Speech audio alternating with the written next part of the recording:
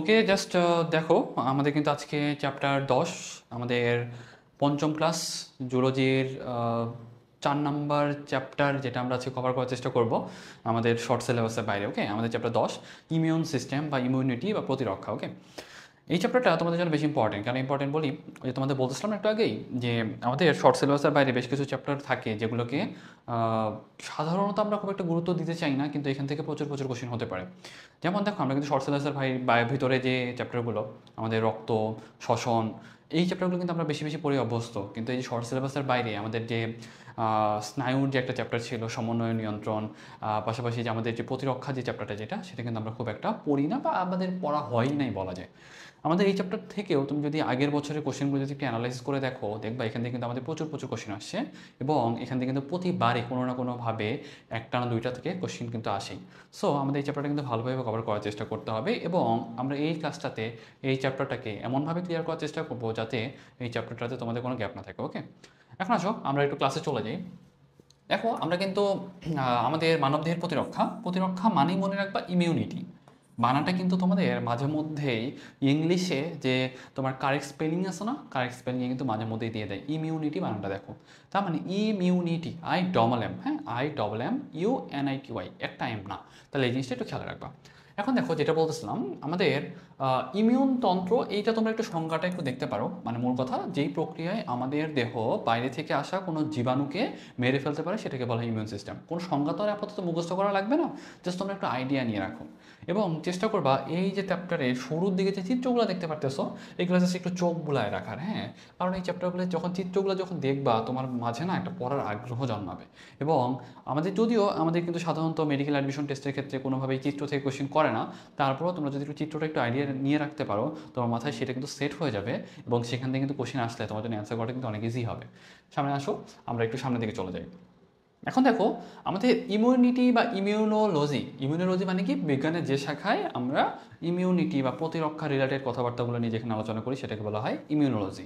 তাহলে আমাদের বডি যেই প্রক্রিয়ায় জীবাণুগুলোকে মেরে ফেলতেছে সেটা হলো ইমিউনিটি, আর যেইখানে এই জিনিসগুলো নিয়ে আলোচনা করা হয় সেটাকে বলা হয় ইমিউনোলজি। এখন আমরা যদি বলি যে ভাইয়া, এই যে ইমিউনিটি বা এই যে অনাক্রম্যতা, বাংলায় বলে অনাক্রম্যতা, অনাক্রম্যতা বলতে অ্যাকচুয়ালি ওই সেম জিনিসটাকেই মিন করে, যে আমি একটা ব্যাকটেরিয়া আমার বডিতে প্রবেশ করছিল, সেটাকে আমরা মেরে ফেলছি। তাহলে এই যে দেখো, অনাক্রম্যতার যে ব্যাপারটা সেটা আসলে আমরা কিভাবে আসলে প্রথম আমরা জানতে পারলাম বা কে ব্যাখ্যা করলেন। তাহলে এখান থেকে একটা নাম দেখবা, যে তোমার স্যার ম্যাকফার্ন বার্ন। হ্যাঁ, জাস্ট নামটা মনে রাখো, তোমাদের এত ডিটেলসে এত সঠিক উচ্চারণে কখনোই জিজ্ঞাসা করে না, জাস্ট নামটা যদি মনে রাখতে পারো তোমার জন্য ফার্দিন্যান্ড। হ্যাঁ, এখন আমি যদি বলি যে ভাইয়া প্রথম ইমিউনিটি সম্পর্কে কে ধারণা দেন, বলবা বিজ্ঞানী বার্ন। হ্যাঁ, BURNE।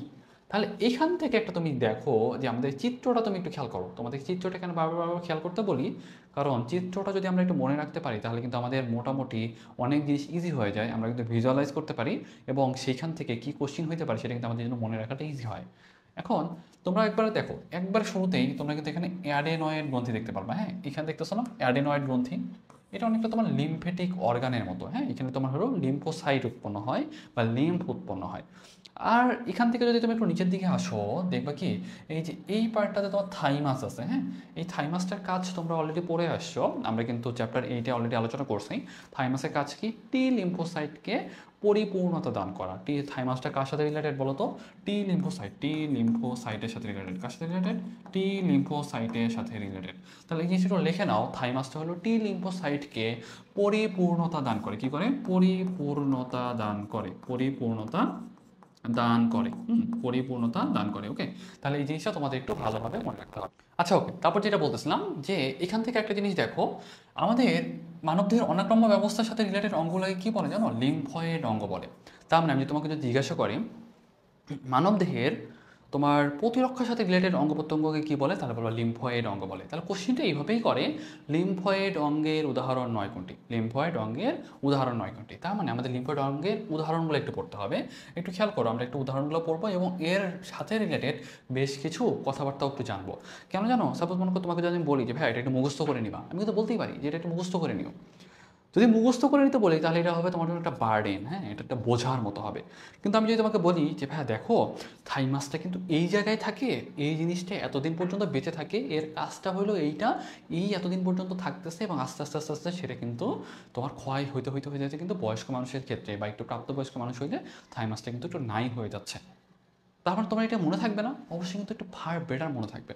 সো আমাদের কিন্তু প্রত্যেকটা জিনিসের একটু হিস্ট্রি জানা উচিত। একটু যদি ব্যাকগ্রাউন্ডে হিস্ট্রি যদি তুমি জানতে পারো বা মনে রাখতে পারো, তাহলে দেখবা তোমার জন্য পড়াটা মনে রাখাটা ইজি হবে।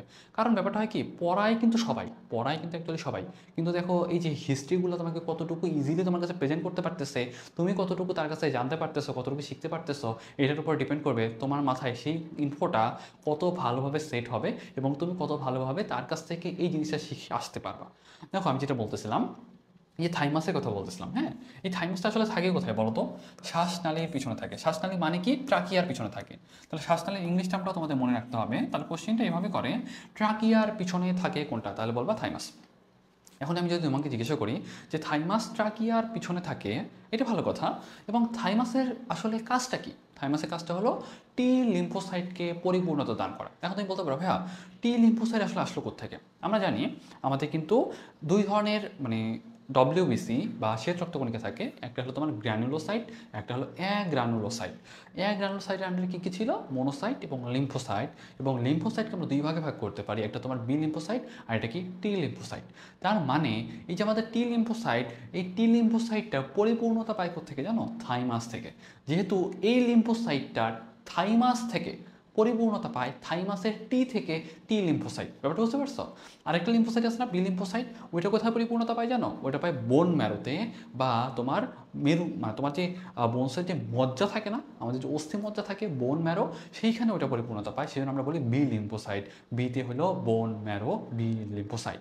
তারপর আমি যদি জিজ্ঞাসা করি থাইমাসে কোনটা পরিপূর্ণতা পায়, তারপর টি লিম্ফোসাইট পরিপূর্ণতা পায়। এবং এই থাইমাসটা কী হয় জানো? আস্তে আস্তে আস্তে আস্তে কিন্তু সেটা মানে হারায় যেতে থাকে, এটা কিন্তু ক্ষয় হইতে থাকে, এবং বয়স্ক হইলে সেই থাইমাসটা কিন্তু তুমি অনেকের ক্ষেত্রে নাও পাইতে পারো, বুঝতে পারছো?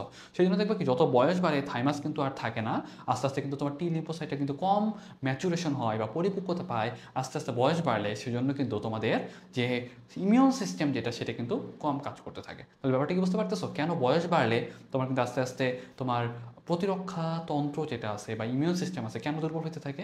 এই কারণে কিন্তু এটা দুর্বল হতে থাকে। এখন আসো অ্যাডেনয়েড। অ্যাডেনয়েডটা কি? অ্যাডেনয়েডটা হলো নাসিকা নালীর পিছনে অবস্থিত দুটো গ্রন্থি। এখন বলতে পারো ভাইয়া এটা তো আমি তোমাকে জাস্ট পড়াই গেলেই পারতাম, মানে তোমাকে কেন এটার পিছনে হিস্ট্রি বলা দরকার? এটার পিছনে হিস্ট্রি বলা দরকার এই কারণ যখন এটার পিছনে হিস্ট্রিগুলো তোমাকে বলবো তখন তোমার কাছে এটা মনে রাখাটা ইজি হবে। দেখবে কি এই অ্যাডেনয়েডটা হলো অনেকটা তোমার একটা লিম্ফয়েড অঙ্গ, এবং এই অ্যাডেনয়েডটা বাচ্চাদের ক্ষেত্রে ফুলে যায়, এবং বাচ্চাদের ক্ষেত্রে ফুলে গেলে তার কিন্তু ইউস্টেশিয়ান টিউব যেটা থাকে, মানে ইউস্টেশিয়ান টিউব হলো মধ্যকর্ণ এবং তোমার যে গলবিল যেটা থাকে সেটাকে কানেক্ট করে রাখে।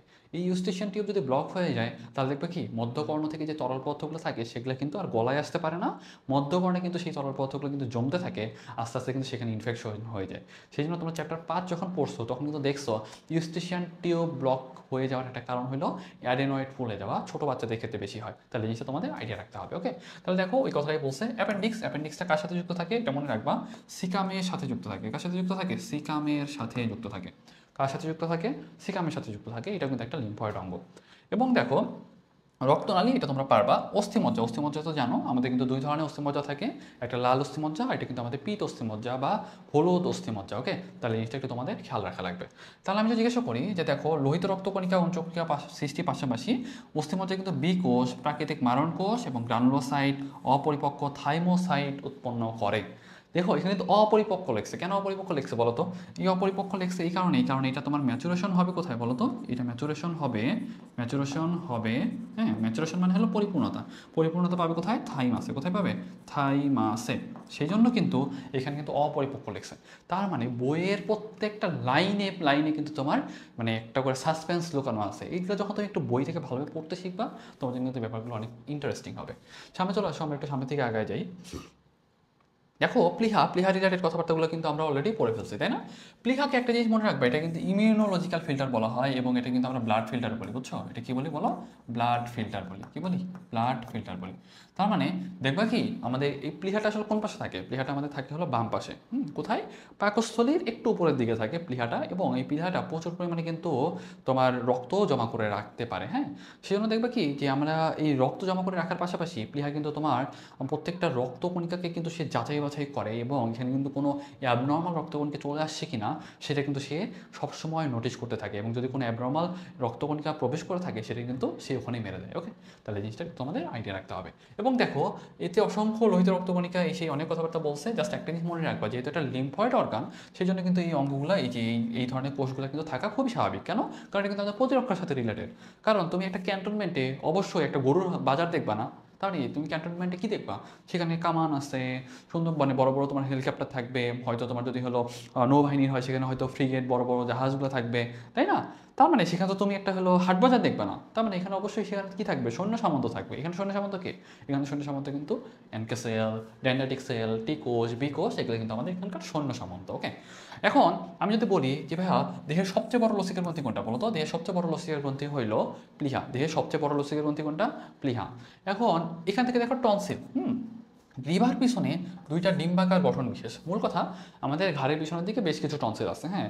দেখবা কি মূল কথা টনসিল বলতে অ্যাকচুয়ালি আমরা যেটা বলি সেটা হলো তোমরা হা করলে যেটা দেখতে পাও ওইটাকে আসলে তোমরা টনসিল বলো, হ্যাঁ? এটা অ্যাকচুয়ালি আমাদের লিম্ফ নোড, হ্যাঁ? এটা আমাদের কি একটা লিম্ফ নোড, প্যালাটাইন টনসিল বলে। তোমরা যদি হা করো তাহলে দেখবে কি হায়ের মানে একবারে উপরের দিকে দেখবে একবারে জিহ্বার একটু উপরের দিকে সুন্দর সুন্দর এরকম গোল গোল বল মানে পাওয়া যায়, যাদের টনসিলাইটিস হয় বা টনসিল ফুলে যায় তাদের ক্ষেত্রে কিন্তু এটা দেখা যায়, হ্যাঁ? যদি কারো তোমার ফ্রেন্ডের কখনো টনসিল ফুলে থাকে তোমরা একটু জাস্ট একটু দেখে নিও, তাহলে তোমরা একটু ফিল করতে পারবা। মূল কথা ওটা কিন্তু প্যালেট তালোর সাথে সাথে লাগানো ছিল না, সেজন্য আমরা বলি প্যালাটাইন টনসিল। আমরা কিন্তু টনসিল বলতে আসলে ওইটাকেই বেশি মিট করি, হ্যাঁ? আরও কিন্তু আমাদের এদিক দিয়ে অনেক টনসিল বলতে অ্যাকচুয়ালি আমাদের লিম্ফ নোড থাকে।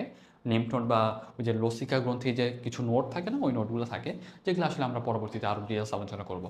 সামনে দেখো যে লসিকা গ্রন্থি কিন্তু অলরেডি জানো আমাদের কিন্তু দেহে 500 থেকে মানে 500-এর বেশি কিন্তু লসিকা গ্রন্থি আছে, এগুলো কিন্তু আমাদের অলরেডি পড়ানো হয়েছে। এবং লসিকা নালী লিম্ফেটিক ভেসেল এটা তো জানো আমাদের দেহে থাকে, এবং পেয়ার্স প্যাচেসটা থাকে কোথায়? ক্ষুদ্রান্তে থাকে পেয়ার্স প্যাচেস, এই জিনিসটা তোমাদের মনে রাখতে হবে। তাহলে এখান থেকে কোশ্চিনটা কি? তোমাদের এখান থেকে জানতে হবে কোশ্চিনটা কি। কোশ্চিনটা করবে লিম্ফয়েড অঙ্গ নয় কোনটি, এবং প্রত্যেকটা লিম্ফয়েড অঙ্গে যে একটু ডিটেলস বললাম এগুলো থেকে কিন্তু অনেক অনেক কোশ্চিন হতে পারে। তার মানে আমরা কিন্তু মোটামুটি এটুকু কমপ্লিট করে ফেলতে পারছি। ওকে, এখন আসো অনাক্রাম্যতার কোষগুলা এবং এদের মানে প্রোডাক্ট মানে এদের উৎপাদ কী কী আছে। লিম্ফোসাইট আমরা জানি, লিম্ফোসাইট হলো এক ধরনের শ্বেত রক্তকণিকা, অলরেডি কিন্তু এটা আমরা বলে ফেলছি। লিম্ফোসাইট কিন্তু আমাদের মানে 2 ধরনের বা 3 ধরনের, অনেক জায়গায় 2 ধরনের আছে, অনেক জায়গায় 3 ধরনের আছে। এই ব্যাপারগুলো কিন্তু আমাদের একটু খেয়াল রাখতে হয়। একটা বি লিম্ফোসাইট, একটা টি লিম্ফোসাইট, এবং আরেকটা কিন্তু আমাদের মাঝে মধ্যে এখানে মানে ইনক্লুড করে দেয় এনকে সেলটাও কিন্তু আমাদের এখানে উল্লেখ করে দেয় মাঝে মধ্যে, হ্যাঁ? তবে এটা আসলে এই টাইপের লেম কোশ্চেন আসলে এখন দেওয়াটা খুব একটা যুক্তিযুক্ত না, যে টি লিম্ফোসাইট কয়ের মানে লিম্ফোসাইট কয় ধরনের বা কোনটা লিম্ফোসাইট নয়, এই টাইপের কোশ্চেনগুলো আসলে খুবই লেম হয়ে যায়, খুবই ইজি টাইপের হয়ে যায়। এইগুলো আশা করি এখন খুব একটা তোমাদের ঝামেলা মার্কা কোশ্চেন খুব একটা দিবে না। তবে একটা জিনিস মনে রাখো, লিম্ফোসাইট কয় টাইপের? কিছু এক জায়গায় আছে 2 ধরনের, এক জায়গায় আছে 3 ধরনের, বি লিম্ফোসাইট, টি লিম্ফোসাইট এবং অ্যানকেসাল। আপাতত এটা মনে রাখো, আমরা একটু সামনের দিকে আগাই। এখন দেখো লিম্ফোসাইটগুলো অস্থিমজ্জার স্টেম কোষ থেকে উদ্ভূত হয় এবং থাইমাস অস্থিমজ্জায় বর্ধিত হয়, হ্যাঁ? যেটা অস্থিমজ্জা হয় সেটাকে আমরা বলবো বি লিম্ফোসাইট, হ্যাঁ? এটাকে আমরা কি বলবো? B lymphocyte. এবং যেটা তোমার থাইমাসে যায় সেটা কি হলো? টি লিম্ফোসাইট। ওকে, সেটা কি? টি লিম্ফোসাইট। তাহলে যেটা তোমাদের আইডিয়া রাখতে হবে। এবং দেখো দেহে প্রবাহমান রক্তের 20-40% কিন্তু আমাদের কি? লিম্ফোসাইট, এবং লিম্ফের প্রায় 99% আমাদের কিন্তু লিম্ফোসাইট। লিম্ফ মানে কি বলো তো? লসিকা। লিম্ফ মানে কি? লসিকা। লসিকার বেশিরভাগই কিন্তু তোমার লিম্ফোসাইট। বেশিরভাগই কি? লিম্ফোসাইট কত পার্সেন্ট? 99%। আর যদি বলি সবগুলো রক্তকণিকার মধ্যে লিম্ফোসাইট কত পার্সেন্ট? বলবা 20-40%। এটা কিন্তু তোমাদের জন্য বেশি ইম্পর্টেন্ট। এখন দেখো টি কোষের ব্যাপারটাতে চলে আসো। টি কোষের ক্ষেত্রে আমরা যেটা বলতেছিলাম, টি কোষটা কোথায় বর্ধিত হয়? এটা বললেন একবার, থাইমাসে বর্ধিত হয়। কোথায়? থাইমাসে বর্ধিত হয়। এবং এটা একটা জিনিস মনে রাখতে হবে, এক ধরনের টি কোষ মনোনিউক্লিয়ার ফ্যাগোসাইটের সাথে সংযোগ রক্ষা করে এবং অন্তর্নিহিত অ্যান্টিজেন ধ্বংসে ফ্যাগোসাইট কোষকে সহায়তা করে। এটাকে বলা হয় প্রথম ধরনের সাহায্যকারী টি কোষ বা হেল্পার টি সেল। তার মানে তোমাদের জন্য এই লাইনটা মনে রাখাটা একটু দরকার। তোমরা একাডেমিককে সাধারণত পড়োই না, তারপর যদি এরকম একটু কঠিন টাইপের ওয়ার্ড থাকে তোমরা তো আগেই ছেড়ে দাও। তোমাদের এই লাইনটা আমি একটু মানে ভেঙে একটু ইজি করে দিই। সহজ কথা মনে রাখো, আমাদের লিম্ফোসাইট, টি লিম্ফোসাইট যেটা, সেটা পরিপূর্ণতা পায় কোথায়? আমাদের থাইমাসে। প্রথম লাইনে কিন্তু ওই কথাটাই বলা আছে। এবং বলা আছে এক ধরনের টি কোষ মনোনিউক্লিয়ার ফ্যাগোসাইট। মনোনিউক্লিয়ার ফ্যাগোসাইট আপাতত তোমার মনে রাখার দরকার নাই, শুধু মনে রাখো ফ্যাগোসাইট। তার মানে এক ধরনের টি কোষ যেটা ফ্যাগোসাইটকে, ব্যাকটেরিয়া বা আনুষঙ্গিক জিনিসপত্রকে মারতে হেল্প করে, সেইটা তোমার হেল্পার টি সেল। তার মানে আমাদের টি সেল শুধুমাত্র কিন্তু একা একাই যে মারে ব্যাপারটা কিন্তু এরকম না, তার কিন্তু ম্যাক্রোফেজেরও সাহায্য নেওয়া লাগে। এই যে ম্যাক্রোফেজকে সাহায্য করতেছে এই টি লিম্ফোসাইটকে আমরা কি বলবো? হেল্পার টি সেল বলবো। আপাতত এটা মনে রাখো, আর কিছু মনে রাখার দরকার নেই। সামনে চলে আসো। অন্যদিকে আরেক ধরনের টি কোষ আছে যেটা বি কোষের সাথে সংযোগ রক্ষা করে, সেটাকে কিন্তু বলা হয় দ্বিতীয় সাহায্যকারী টি কোষ। তার মানে আমরা কিন্তু দুই ধরনের হেল্পার টি সেল পেলাম। যে এই ব্যাপারটা আমি যেটা তোমাদের পড়াচ্ছি না, এটা কিন্তু তোমাদের একাডেমিকেও পড়ায় না, তো পড়াই না, কোচিংয়েও তোমাদের পড়াবে না। সেই জন্য এই জায়গাটা একটু জাস্ট আমরা খেয়াল রাখার চেষ্টা করি। ওকে, তাহলে আমি যদি তোমাকে একটু বলি যে এখান থেকে তোমার কোন জিনিসটা আসলে আমাদের জন্য বেশি ইম্পর্টেন্ট বলো তো? আমাদের এখান থেকে বেশি ইম্পর্টেন্ট হলো থাইমাসটা কোথায় পরিপূর্ণতা পায়? টি লিম্ফোসাইট, মানে আমাদের টি লিম্ফোসাইটটা আমাদের থাইমাসে পরিপূর্ণতা পায়। এবং এখান থেকে আমাদের দুই ধরনের হেল্পার টি কোষ পাই। একটা হলো তোমার ম্যাক্রোফেজকে হেল্প করতেছে, আর একটা তোমার বি কোষকে হেল্প করতেছে। ম্যাক্রোফেজকে যেটা হেল্প করতেছে সেটা তোমার হেল্পার টি সেল টাইপ 1, আর যেটা তোমার বি কোষকে হেল্প করতেছে সেটা কি? টাইপ 2। শেষ, এটুকু মনে রাখবা, আর কিছু দরকার নেই। টাইপ 1 কাকে হেল্প করে? বলো ম্যাক্রোফেজকে। আর যদি টাইপ 2 কাকে হেল্প করে? তাহলে বলবা বোন ম্যারোকে। এইটুকু মনে রাখছো, এখান থেকে এই 3টা লাইন, আর কিছু দরকার নেই। ওকে, সামনে চলে আসো। এবং দেখো তৃতীয় এক ধরনের টি কোষ থাকে যেগুলা সংক্রমিত কোষকে সংক্রমিত, মানে মূল কথা একবারে এই যে তৃতীয় ধরনের যে টি কোষ যেটা, সেটা একটা কোষকে ডিরেক্ট মেরে ফেলতে পারে। সেটা আমরা বলি কি জানো? সাইটোটক্সিক টি সেল। সাইট মানে কি বলতো? কোষ। সাইট মানে কি? কোষ। টক্সিক মানে কি? বিষ, তাই না? তার মানে কোষকে একবার ডিরেক্ট মেরে ফেলতে পারবে এরকম টাইপের একটা মানে টি কোষ থাকে, সেটাকে বলা হয় সাইটোটক্সিক টি সেল। তার মানে আমরা হলো টি সেল কয় টাইপের পাইলাম বলো তো? তাহলে পাইলাম একটা হেল্পার টি সেল 1, হেল্পার টি সেল 2, যেটা তোমার হেল্পার টি সেল 1টা হেল্প করতেছিল কাকে? তোমার ম্যাক্রোফেজকে। আর হেল্পার টি সেল 2 যেটা, সেটা কাকে হেল্প করতেছিল? সেটা কিন্তু হেল্প করতেছিল মানে বি কোষকে, মানে মূল কথা আমাদের বোন ম্যারোকে। বোন ম্যারো থেকে আসছে বি কোষ যেটা, সেটাকে। ওকে, আর যদি বলি তোমাকে যে আমার আরেক ধরনের যেটা, সেটার নাম কি ছিল? সেটা কিন্তু সাইটোটক্সিক টি সেল ছিল, যেটা কোষকে সরাসরি মেরে ফেলতে পারে। তাহলে আমি কয় টাইপের পাইছি? 3 টাইপের পাইছি। এখন আসো সামনে। বি কোষ যেটা, বি কোষটা অস্থি মজ্জায় বৃদ্ধিপ্রাপ্ত হয়। তাহলে এটা কিন্তু তোমরা অলরেডি বলে ফেলছি। টি কোষ থাইমাসে, বি কোষ বোন ম্যারোতে বা অস্থি মজ্জায়।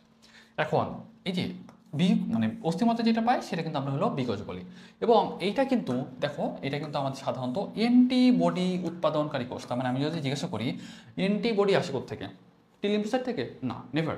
কোথেকে আসে? বি কোষ থেকে আসে। কোত্থেকে আসে? বি কোষ থেকে আসে। কেন বি কোষ? কারণ এই লিম্ফোসাইটটা আমাদের বোন ম্যারোতে পরিপূর্ণতা পায়, সেজন্য আমরা বলি বি কোষ। এখন দেখো প্রতিটি বিকোষ কিন্তু আমাদের অ্যান্টিবডি এর জন্য দায়ী।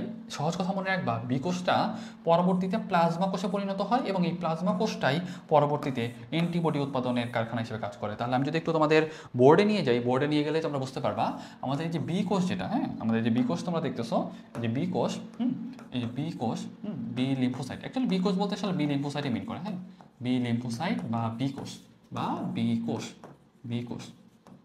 এইটা আমাদের কি হয় বলতো? এটা আমাদের পরবর্তীতে প্লাজমা সেলে পরিণত হয়। কিসে পরিণত হয়? প্লাজমা সেলে পরিণত হয় এবং সেখান থেকে পরবর্তীতে অ্যান্টিবডি তৈরি করে। কি তৈরি করে? অ্যান্টিবডি তৈরি করে। ওকে, আর একটু আগে আমি আরেকটা ব্যাপার যেটা আলোচনা করলাম, সেটাও তোমাদের একটু লিখে দিই, তাহলে তোমার জন্য একটু হেল্প হবে। আমাদের টি লিম্ফোসাইট যেটা, সেটা হলো আমাদের 2 টাইপের, 3 টাইপের, তাই না? টি লিম্ফোসাইট আমরা কয় টাইপের পাচ্ছিলাম? 3 টাইপের পাচ্ছিলাম।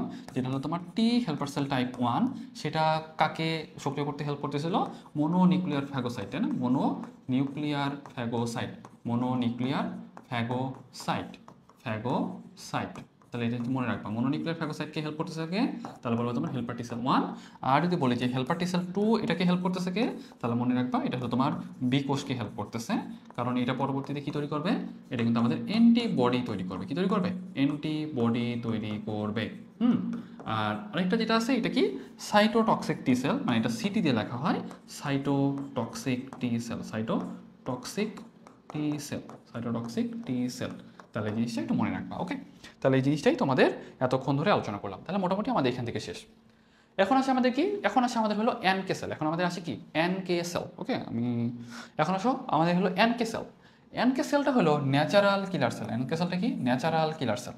এটা একটা ধরনের বিশেষ ধরনের লিম্ফোসাইট, অনেকটা তোমার টি কোষের মতোই, তবে এরা কিন্তু ডিরেক্ট দেখো প্রাকৃতিক মারণ কোষ থেকে সাইটোটক্সিন, পারফোরিন এবং গ্রানাইজাইম মিশ্রিত হয়ে সুনির্দিষ্ট কোষের আবরণী একটা ছিদ্র তৈরি করে। তাহলে আমি যদি জিজ্ঞাসা করি যে ভাইয়া আমি কিভাবে একটা মানে আমাদের যে এনকে সেল বা ন্যাচারাল কিলার সেল সে আসলে কিভাবে তোমার একটা মানে ব্যাকটেরিয়াকে মেরে ফেলে বা একটা কোষকে মেরে ফেলে, এ কী করে জানো? এ হলো পারফোরিন নামক একটা তৈরি করে। এই পারফোরিন ওয়ার্ডটা কোত্থেকে আসছে জানো? এই পারফোরিন ওয়ার্ডটা আসছে তোমার পারফোরেশন থেকে। এই ওয়ার্ডটা আসে কোত্থেকে? পারফোরেশন থেকে। কোত্থেকে? পারফোরেশন ওয়ার্ডটা থেকে। পারফোরেশন মানে কি বলো তো? ছিদ্র। তার মানে এই পারফোরিন যেটা সেটা ওই কোষটাকে ছিদ্র করে দেয়। এবং কিছু থাকে তোমার হলো গ্রানাইজাইম বানানটা তোমরা একটু বাংলাতেই লিখে দিই, তাহলে তোমার জন্য একটু ইজি হবে। গ্রানাইজাইম আর বেশ কিছু উপাদান থাকে, মেইনলি সেটা কি করে, অ্যানকে সেলের কাজ হইলো একটা ব্যাকটেরিয়া বা সামথিং যেটাই থাকুক সেটাকে ছিদ্র করে দেয়। এবং ছিদ্র করে দিলে কী হবে, সেটার ভিতরে তোমার পানি ঢুকবে, সেইটার ভিতরে যে তোমার তলপথগুলো ছিল সেগুলো বের হয়ে আসবে, আলটিমেট কিন্তু সেই কোষটা মারা যাবে। এইভাবেই কিন্তু আসলে একটা অ্যানকে সেল মেইনলি কাজ করে থাকে। তাহলে একটু সামনে চলে আসো, আমরা মোটামুটি এটুকু অন্তত বুঝতে পারছি আই থিঙ্ক। একটু দেখো, আমি যেটা বলতেছিলাম যে মনোনিউক্লিয়ার ফ্যাগোসাইটটা কি? মনোনিউক্লিয়ার ফ্যাগোসাইট হলো দুই রকমের, একটা হলো মনোসাইট আর একটা তো ম্যাক্রোফেজ। সেই জন্যই আমি বলতেছিলাম মনোনিউক্লিয়ার ফ্যাগোসাইট বলতে তোমরা যেটা আসলে ফ্যাগোসাইট বলে যেটাকে চিনো মেনলি সেটাই মনে রাখো, এর থেকে কোনো ঝামেলায় যাওয়ার কোনো দরকার নেই তোমাদের। তারপর দেখো যেটা বলতেছিলাম যে মনোসাইট আর ম্যাক্রোফেজ, যেটা এখান থেকে একটা জিনিস অনেক কথাবার্তা বলছে, এখান থেকে তোমাদের দরকার হলো এই দুটা লাইন। এই দুটা লাইন একটা জিনিস মনে রাখবা, ম্যাক্রোফেজ কিন্তু আচ্ছা ম্যাক্রোফেজ জিনিসটা কি আমরা জানি। আমাদের কিন্তু মনোসাইট যেটা সেটা কিন্তু একটা অ্যাগ্রানুলোসাইট। তাহলে অ্যাগ্রানুলোসাইটের আন্ডারে আমাদের কী আছে? মনোসাইট আছে এবং তোমার লিম্ফোসাইট আছে। এই মনোসাইটটা যখন কিসের ভিতরে প্রবেশ করে?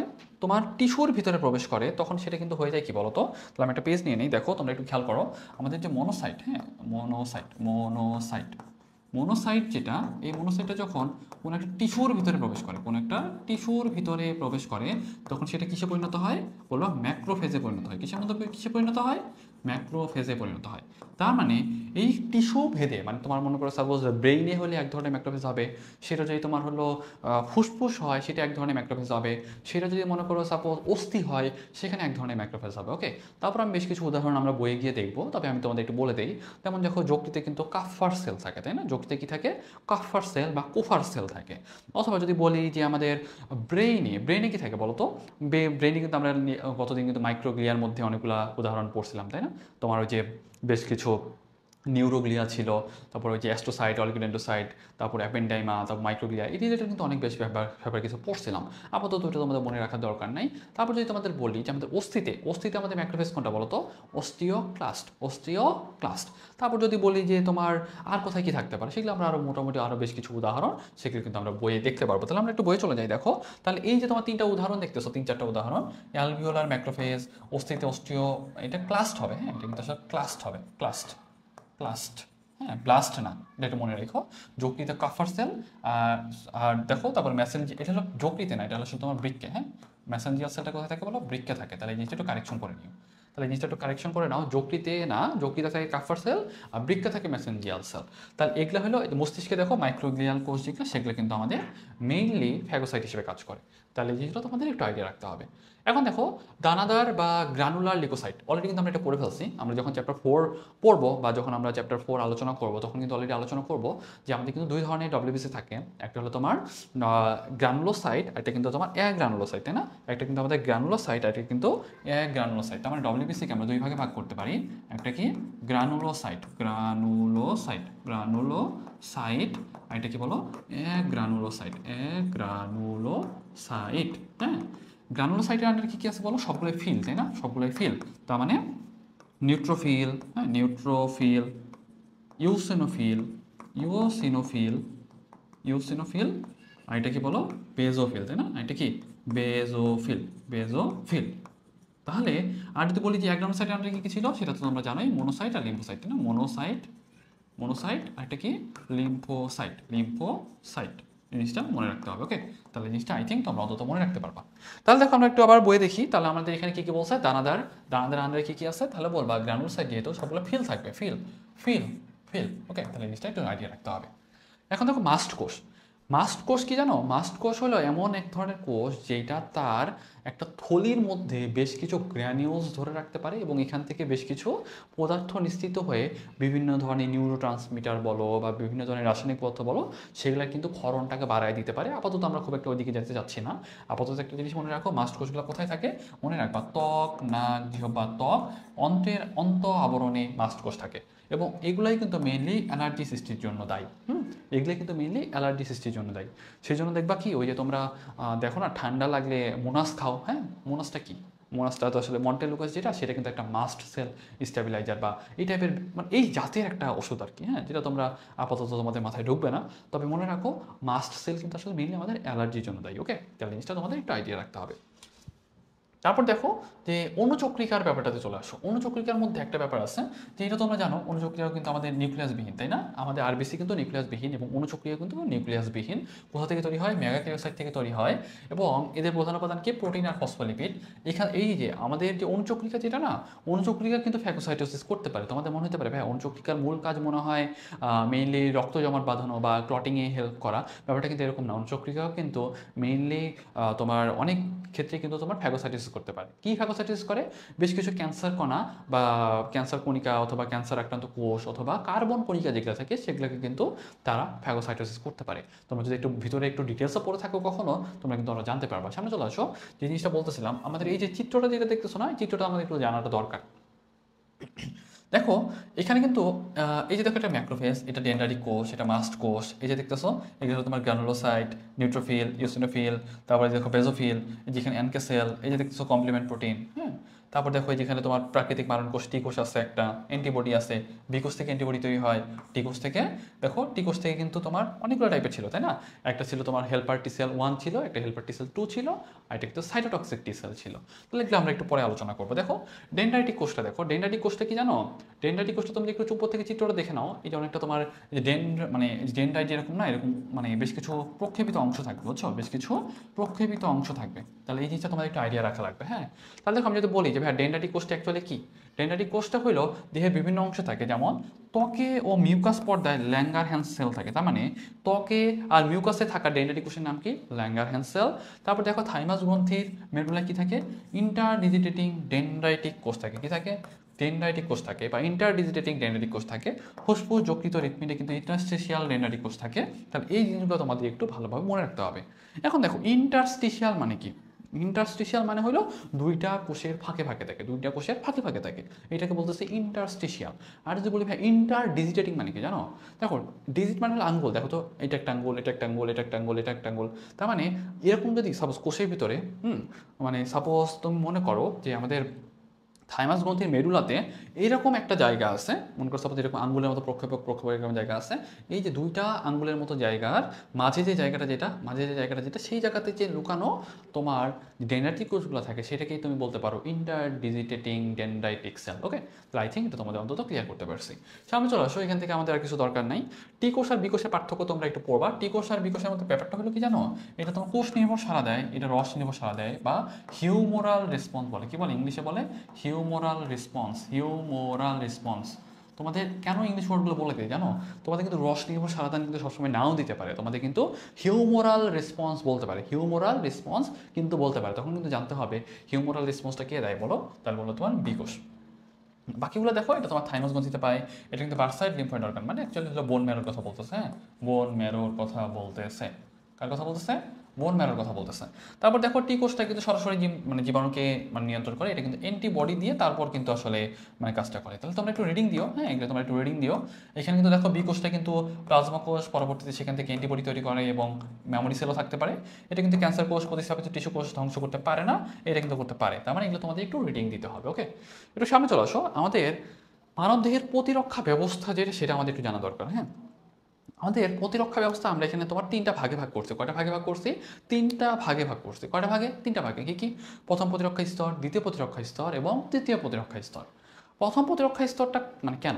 দেখো আমাদের বডির চারপাশে এত এত স্কিন, এত তোমার হলো প্রোটেক্টিভ মেকানিজম, নাকের ভিতরে চুল আছে, কানের ভিতরে বেশ কিছু তোমার সেরোমেন আছে, তারপর তুমি একটা জিনিস যখন খাবার খেয়ে নিচ্ছ তোমার পেটে কিন্তু হাইড্রোক্লোরিক অ্যাসিড আছে, এগুলো কিন্তু তোমার একটা বাহ্যিক একটা ব্যারিয়ার তৈরি করতেছে, মানে এগুলো কিন্তু একটা তোমার প্রথম প্রতিরক্ষা স্তর হিসেবে কাজ করতেছে। ওকে, তার মানে আমি যদি তোমাকে জিজ্ঞাসা করি যে ভাই প্রথম প্রতিরক্ষা স্তরের কাজ কি বলতো, জীবনটাকে একবার ডিরেক্ট সামনাসামনি মানে যেই আসুক তারে আটকানোর চেষ্টা করা। তার মানে আমাদের কিন্তু এখানে দুটো টার্ম আছে, একটা নন স্পেসিফিক, একটা হলো specific. Non specific non specific মানে কি বলতো? নন স্পেসিফিক মানে হইলো মানে সে দেখবে না কাকে আটকাচ্ছে, মানে জীবাণু যেই আসুক সবারই আটকাবে। জীবাণু বা ভালো জিনিস যেই আসুক তাকে সবাইকে আটকাবে। আর যদি বলি স্পেসিফিক মানে কি, সে একটা একটা ধরে ধরে ধরে মারবে, তাহলে সেটা হলো স্পেসিফিক। তার মানে একটা জিনিস মনে রাখবে, আমাদের তিনটা প্রতিরক্ষা স্তর, প্রথম প্রতিরক্ষা স্তর, দ্বিতীয় প্রতিরক্ষা স্তর এবং তৃতীয় প্রতিরক্ষা স্তর। প্রথম দ্বিতীয় প্রতিরক্ষা স্তর হলো নন তোমার নন স্পেসিফিক, আর তৃতীয় প্রতিরক্ষা স্তর যেটা সেটা হলো স্পেসিফিক। ওকে, তাহলে একটু সামনের দিকে চলে আসো। তাহলে দেখো নন স্পেসিফিক, নন স্পেসিফিকের আন্ডারে কী কী আছে বলো তো? প্রথম প্রতিরক্ষা স্তরটা নন স্পেসিফিক এবং দ্বিতীয় প্রতিরক্ষা স্তর যেটা সেটাও কিন্তু নন স্পেসিফিক। তাহলে জিনিসটা একটু তোমাদের আইডিয়া রাখতে হবে। এবং তৃতীয় প্রতিরক্ষা স্তরটা হলো সেটা হলো স্পেসিফিক, তৃতীয়টা কি বলতো? স্পেসিফিক। তাহলে জিনিসটা তোমাদের মনে রাখা দরকার। এখন একটা জিনিস দেখো, আমি যদি তোমাদের বলি দেখো স্পেসিফিক যেটা, স্পেসিফিকটা কিন্তু আমাদের তৃতীয় প্রতিরক্ষা স্তর হিসেবে পরিচিত। তবে আমাদের এখন এখান থেকে অ্যাকচুয়ালি আসলে কোশ্চেনটা করে কি? কোশ্চেনটা করে স্পেসিফিক প্রতিরক্ষা স্তর কোনটা? মনে রাখবা তৃতীয়টা। যদি বলি যে আমাদের কয়টা প্রতিরক্ষা স্তর আছে, বলবো তিনটা প্রতিরক্ষা স্তর আছে, প্রথম, দ্বিতীয়, তৃতীয়। এখন কোশ্চেনটা করে এইভাবে, প্রথম প্রতিরক্ষা স্তরের উদাহরণ কোনটি, বা প্রথম প্রতিরক্ষা স্তরের উদাহরণ নয় কোনটি, দ্বিতীয় উদাহরণ নয় কোনটি, তৃতীয় উদাহরণ নয় কোনটি, বা তৃতীয় উদাহরণ কোনটি। এইভাবে কোশ্চেন করার প্যাটার্নটা তোমাদের আইডিয়া রাখতে হবে। ওকে, এখন সামনে চলে আসো। এখন আমি যেটা বলতেছিলাম যে প্রথম প্রতিরক্ষা স্তরের আন্ডারে কী কী আছে বলতো? এই স্তরটা কিন্তু আমাদের নন স্পেসিফিক, তার মানে আমাদের কিন্তু সবাইকেই সে বাধা দিবে। এবং এখানকার উদাহরণগুলো আমাদের মনে রাখতে হবে, ত্বক, সিলিয়া, অশ্রু বা লালা, সেরোমেন বা আনুষঙ্গিক যেগুলো আছে সবগুলোই আমাদের ডিটেলসে পড়তে হবে। তবে তার আগে আমাদের কিন্তু এটার একটু ভিতরে ভিতরে যে থিওরিগুলো আছে সেগুলো একটু জানা দরকার, জানাটা আমাদের খুবই ম্যান্ডেটরি। হ্যাঁ, দেখো ত্বক, এই ত্বকটা মনে রাখবা, ত্বকটা কিন্তু আমাদের দেহের সবচেয়ে বড় অঙ্গ। ত্বকটা কি বলতো? দেহের সবচেয়ে বড় অঙ্গ। সবচেয়ে বড় অঙ্গ কোনটা বলতো? সবচেয়ে বড় অঙ্গ, দেহের সবচেয়ে বড় অঙ্গ কোনটা? বড় অঙ্গ হলো তোমার ত্বক। সবচেয়ে বড় অঙ্গ কোনটা? ত্বক। তাহলে এই জিনিসটা তোমাদের আইডিয়া রাখতে হবে। দেখো ত্বকটা কিন্তু আসলে ক্যারাটিনময়, বায়ুরোধী, জলাবেদ্ধ, একটা আইডিয়া রাখো। এবং এটা কিন্তু অ্যাসিডিক পিএইচ। কেমন অ্যাসিডিক পিএইচ? মানে কেমন পিএইচ? Acidic pH. এবং দেখবা মানে ত্বকটা আসলে এত পাওয়ারফুল, মানে সে যদি ইনটেক্ট থাকে, সাপোজ সে আসলে নষ্ট হয় নাই বা কোনো কাটা পড়ে নাই, সে মোটামুটি বেশিরভাগ ব্যাকটেরিয়াকে সে আটকায় দিতে পারে, মানে সে এতটা বেশি পাওয়ারফুল। না দেখো তোমার বডিতে যদি ত্বক না থাকতো তাহলে কিন্তু তুমি কোনো ব্যাকটেরিয়াকে আটকায় দিতে পারতে না। এবং দেখবো কি ওই যে বার্ন হইলে, হ্যাঁ বার্ন হইলে বলতে আগুনে পুড়ে গেলে, মানে মানুষ কিন্তু আসলে আগুনে পুড়ে মারা যায় না বেশিরভাগ ক্ষেত্রে, কিন্তু মানে সে যারা একবারে মারা গেছে আগুনে পুরো অবস্থায় সে তো মানে মারা গেলই। কিন্তু সাপোজ মনে করে যাদের একটু মোটামুটি বেশ ভালোভাবে এমন পড়ছে, তারা কিন্তু আসলে আগুনে পুড়ে যাওয়ার কারণে কিন্তু মারা যায় না, বেশিরভাগ কিন্তু কারণে মারা যায় ইনফেকশন হয়ে, বুঝছো? ইনফেকশন হয় কেন? কারণ তোমার তো স্কিন নাই, এখন তোমার তো ইনটেক স্কিন নাই।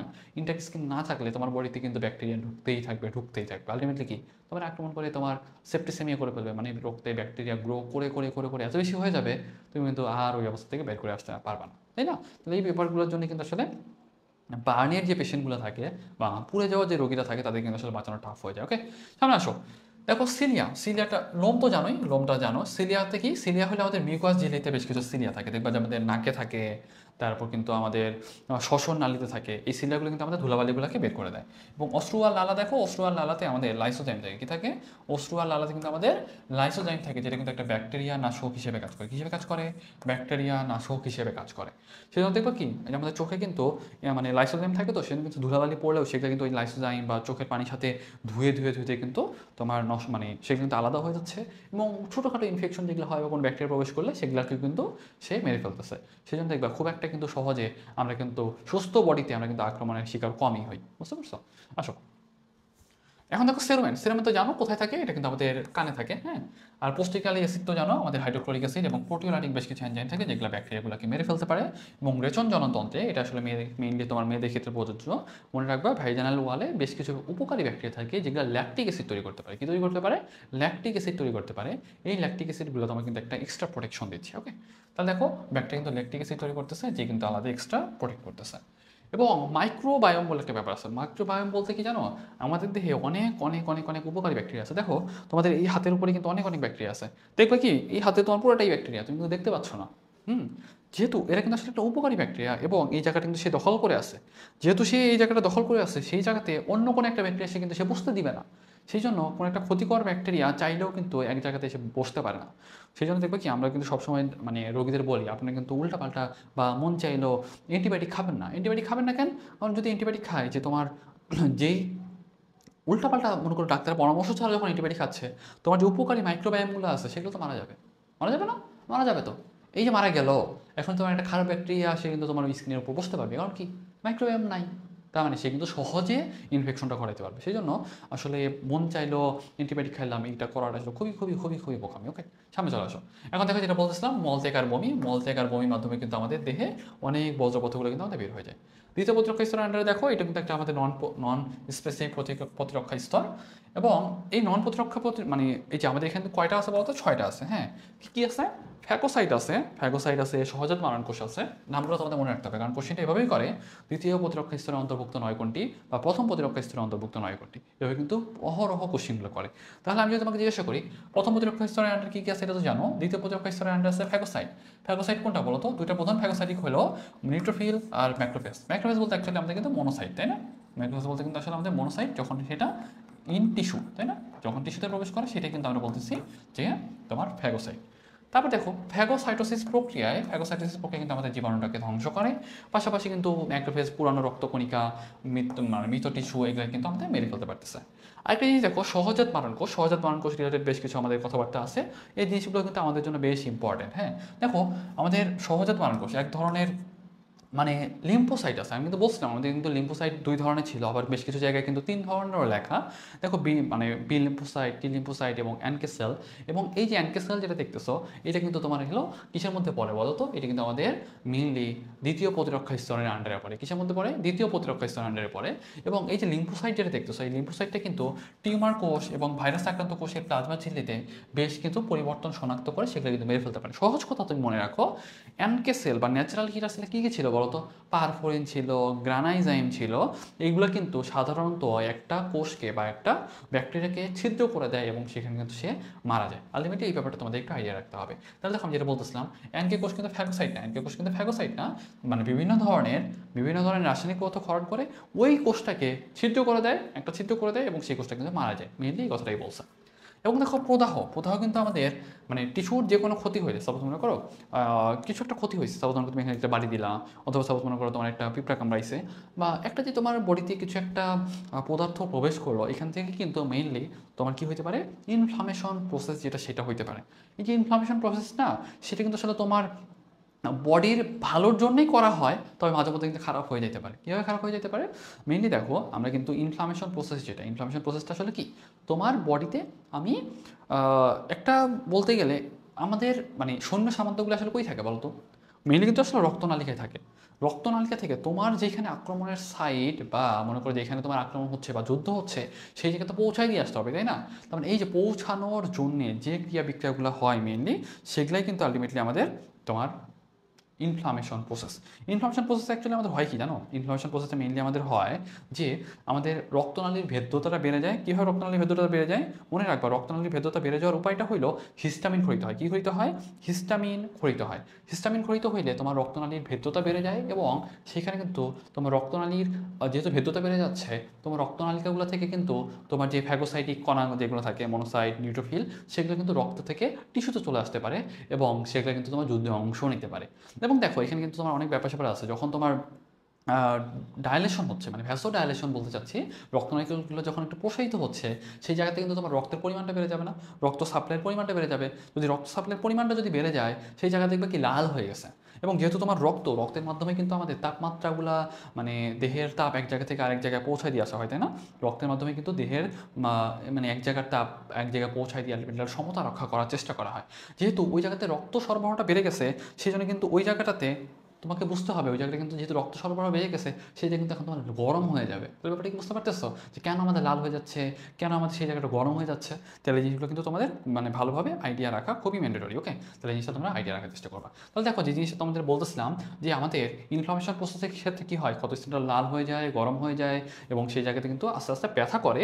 এবং মূলত কেন হয় বলো তো? মূলত কারণ এটার পিছনে এটা বলতেছিলাম যে আমাদের রক্ত প্রবাহ বৃদ্ধির সাথে সাথে আমাদের কিন্তু তাপমাত্রাটা বেড়ে যায়, কারণ এটা ডিটেলসটা কিন্তু অলরেডি আমরা বলছি। মেইনলি আমাদের যে ইনফ্লামেশন প্রসেস বা এই যে প্রদাহ, এই ব্যাপারটা আসলে মেইনলি কেন হচ্ছে? তোমার বডিতে মনে করো কোনো একটা ব্যাকটেরিয়া বা কোনো একটা খারাপ বস্তু প্রবেশ করছে, এবং তোমার বডি সেটাকে তোমার প্রতিহত করার জন্য নিজেই কিন্তু তোমার রক্তনালীতে থাকা সৈন্য সামন্ত যারা আছে তাদেরকে চেষ্টা করবে সেই টিস্যু লেভেলে পৌঁছায় দিয়ে আসার জন্য, তাই না? এখন পৌঁছায় দিয়ে আসবে কেমনে? পৌঁছায় দিয়ে আসার জন্যে তোমার কিন্তু রক্তনালীকা থেকে বের হইতে হবে। রক্তনালিকা থেকে বের হইতে হইলে অবশ্যই কিন্তু তোমার এখানকার মানে রক্তনালিকার ভেদ্যতা কিন্তু বাড়তে হবে, কারণ ভেদ্যতা যদি না বাড়ে তুমি কিন্তু কাউকে তোমার রক্তনালিকা থেকে কিন্তু বের করতে পারবে না, তাই না? তার মানে এই রক্তনালিকার ভেদ্যতা বাড়ানোর জন্য হিস্টামিন থাকে, বুঝছো?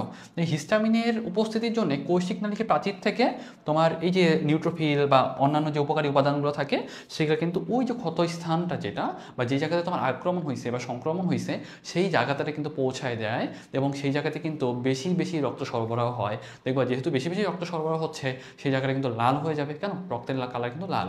পাশাপাশি দেখবা কি, যেহেতু ওখানে বেশি পরিমাণে তোমার রক্তটা পৌঁছায় যাচ্ছে এবং বেশি পরিমাণে কিন্তু তাপমাত্রাটাও সেখানে বেড়ে যাবে। কেন বেড়ে যাবে? কারণ আমাদের কিন্তু রক্তের মাধ্যমে কিন্তু দেহে তাপমাত্রাটা কন্ট্রোল হয়। যেহেতু ওই জায়গাটাতে বেশি বেশি রক্ত পৌঁছাচ্ছে সেই জায়গায় কিন্তু গরম হয়ে যাবে এবং লাল হয়ে যাবে, এবং আস্তে আস্তে কিন্তু সেটা ব্যথা করতে থাকবে। তাহলে আমি যদি জিজ্ঞাসা করি এখানে কোশ্চেন কী হতে পারে, কোশ্চেনটা সাধারণত এরকমই হয়, প্রদাহ এর ক্ষেত্রে কোনটি সঠিক নয়। দেখবো কি এখান থেকে তোমার 3টা বা 4টা অপশন আছে না, এই 4টা অপশনকে একটু একটু করে চেঞ্জ করে দিবে, কিন্তু এইভাবে কিন্তু কোশ্চেনটা সাধারণত রেডি করে। তাহলে কোশ্চেন করবে প্রদাহের ক্ষেত্রে কোনটি সঠিক নয়, বা দেখবা যে প্রদাহের ক্ষেত্রে কোনটি দায়ী নয়, বা মেইনলি কোনটার কারণে পানি ভেদ্যতা বেড়ে যায় বা তোমার নালী বা রক্তনালীর ভেদ্যতা বেড়ে যায়। মনে রাখবা হিস্টামিনের কারণে মানে আমাদের রক্তনালীর যে ভেদ্যতা যেটা সেটা কিন্তু বেড়ে যায়। তাহলে এই জিনিসটা তোমাদের একটু আইডিয়া রাখতে হবে। এখন দেখো আমি যেটা বলতেছিলাম কমপ্লিমেন্ট সিস্টেম। কমপ্লিমেন্ট সিস্টেমটা কি জানো? কমপ্লিমেন্ট সিস্টেমটা অনেকটা চেইনের মতো। কমপ্লিমেন্ট সিস্টেমটা কি? একটা তোমার চেইনের মতো। তাহলে একটা জিনিস মনে রাখবা, কমপ্লিমেন্ট সিস্টেমটা একটা মানে মোটামুটি 20 ধরনের প্লাজমা প্রোটিন দিয়ে তৈরি। প্লাজমা প্রোটিন দিয়ে তৈরি। তাহলে দেখো আমি যদি জিজ্ঞাসা করি কমপ্লিমেন্ট সিস্টেমটা কী দিয়ে তৈরি?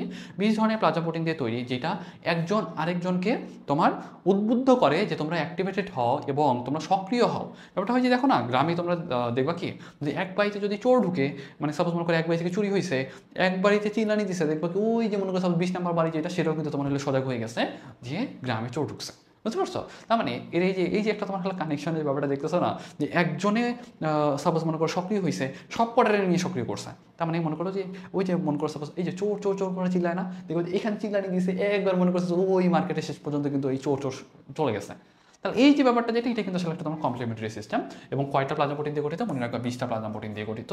এবং প্লাজমা প্রোটিনগুলো সক্রিয় হলে দেখো, একবার যদি কোনো প্লাজমা প্রোটিন সক্রিয় হয় তাহলে সেটা আরেকটা প্রোটিনকে মানে উস্কায় দেয়, সক্রিয় হয়, এবং সহজ কথা এনকে কোষ তখন টিউমার কোষ ধ্বংস করে, বা নিউট্রোফিল ম্যাক্রোফেজ দ্রুত ক্ষতস্থানে পৌঁছায় এবং এই অনুজবটাকে মেরে ফেলে। তার মানে সহজ কথা হইল এইটার মাধ্যমে কমপ্লিমেন্ট সিস্টেমটা হলো একটা মানে বলতে গেলে অনেকটা গোয়েন্দাদের মতো কাজ করে। বলতে গেলে সাপোজ মনে করো একজনটা চিনায় দেয়, বলে যে হ্যাঁ এইবারেই খারাপ, এরা ধরে এখানেই শেষ করে দেয়। তার মূল কথা হইল যে ব্যাকটেরিয়াগুলোকে চেনানোর জন্য আমাদের যখন একটা কমপ্লিমেন্ট সিস্টেম অ্যাক্টিভেটেড হয়, ওইটার দেখা দেখি আরও অন্যান্য যে তোমার কোষগুলো যে থাকে বা অন্যান্য কমপ্লিমেন্ট সিস্টেমের যে 20 ধরনের প্লাজমা প্রোটিন থাকে তারাও কিন্তু সক্রিয় হয়, এবং সবগুলো যখন সক্রিয় হতে থাকে তখন কিন্তু এই যে তোমার নিউট্রোফিল ম্যাক্রোফেজ তারা কিন্তু দ্রুত কাজ করতে পারে, এবং এনকে সেল এসেও কিন্তু সেই কোষটাকে বা সেই ব্যাকটেরিয়া কিন্তু মেরে ফেলতে পারে। ওকে, সামনে চলে আসো। আমি যেটা বলছিলাম ইন্টারফেরনটা আসলে কোথেকে তৈরি হয় বলতো?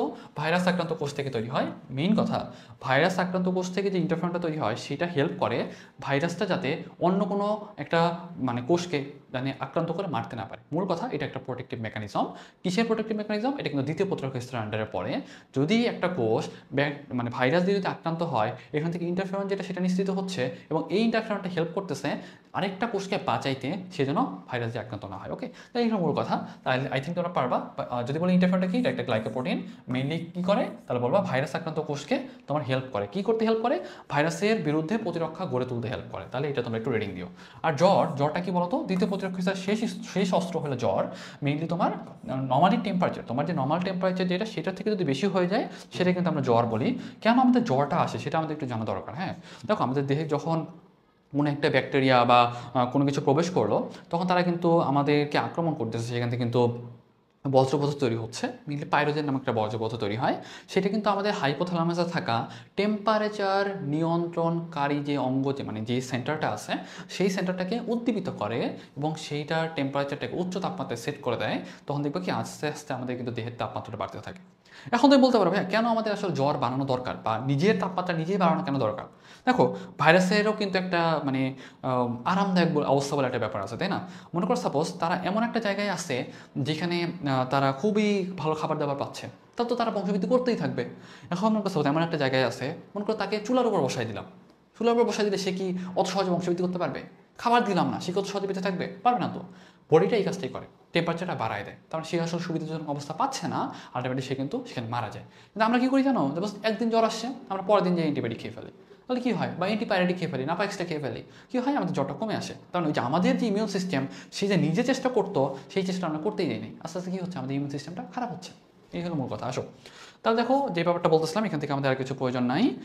সামনে চলো, এখান থেকে আমাদের তৃতীয় প্রতিরক্ষা স্তর, তৃতীয় প্রতিরক্ষা স্তরের আন্ডারে একটা জিনিস মনে রাখবা, বহিরাগত অণুজীবকে মানে টার্গেট করে শনাক্ত করতে পারে, বুঝছো, টার্গেট করে শনাক্ত করতে পারে, এবং স্মৃতিতে সে বছরের পর বছর মনে রাখতে পারে, এবং সে কিন্তু একটা একটা ধরে ধরে ধরে ধরে মারতে পারে। এই হলো মূল কথা। ওকে, সামনে চলে আসো, এখান থেকে আমাদের কিছু প্রয়োজন নাই। এখান থেকে একটা জিনিস মনে রাখবা, এই যে বক্সটা দেখতেছো, এই বক্সের উদাহরণগুলো তোমাদের জন্য বেশি ইম্পর্টেন্ট, কারণ পার্থক্য টাইপের বক্স আমার জন্য ইম্পর্টেন্ট বলতে গেলে 100%। কারণ এখান থেকে যে কোনো একটা কোশ্চেন আসতে পারে, বলতে পারে যে প্রথম প্রতিরক্ষা স্তরের উদাহরণ 9 কোনটি, দ্বিতীয় প্রতিরক্ষা স্তরের উদাহরণ 9 কোনটি, তৃতীয় প্রতিরক্ষা স্তরের উদাহরণ 9 কোনটি, এভাবে কিন্তু অনেক অনেক কোশ্চেন সাধারণত এসে থাকে। ওকে, তা এই বক্সটা আই থিঙ্ক তোমরা অন্তত পড়তে পারবা। তারপর আমি একটু জাস্ট বলে দিই, এটা কিন্তু জন্মগতভাবে প্রাপ্ত, এটাও জন্মগতভাবে প্রাপ্ত, এটা কিন্তু তোমার নির্দিষ্ট উদ্দীপনার প্রভাবে তৈরি। আর এখানকার উদাহরণ কি কি, তিনটা, লিম্ফোসাইট, অ্যান্টিবডি আর স্মৃতিকোষ।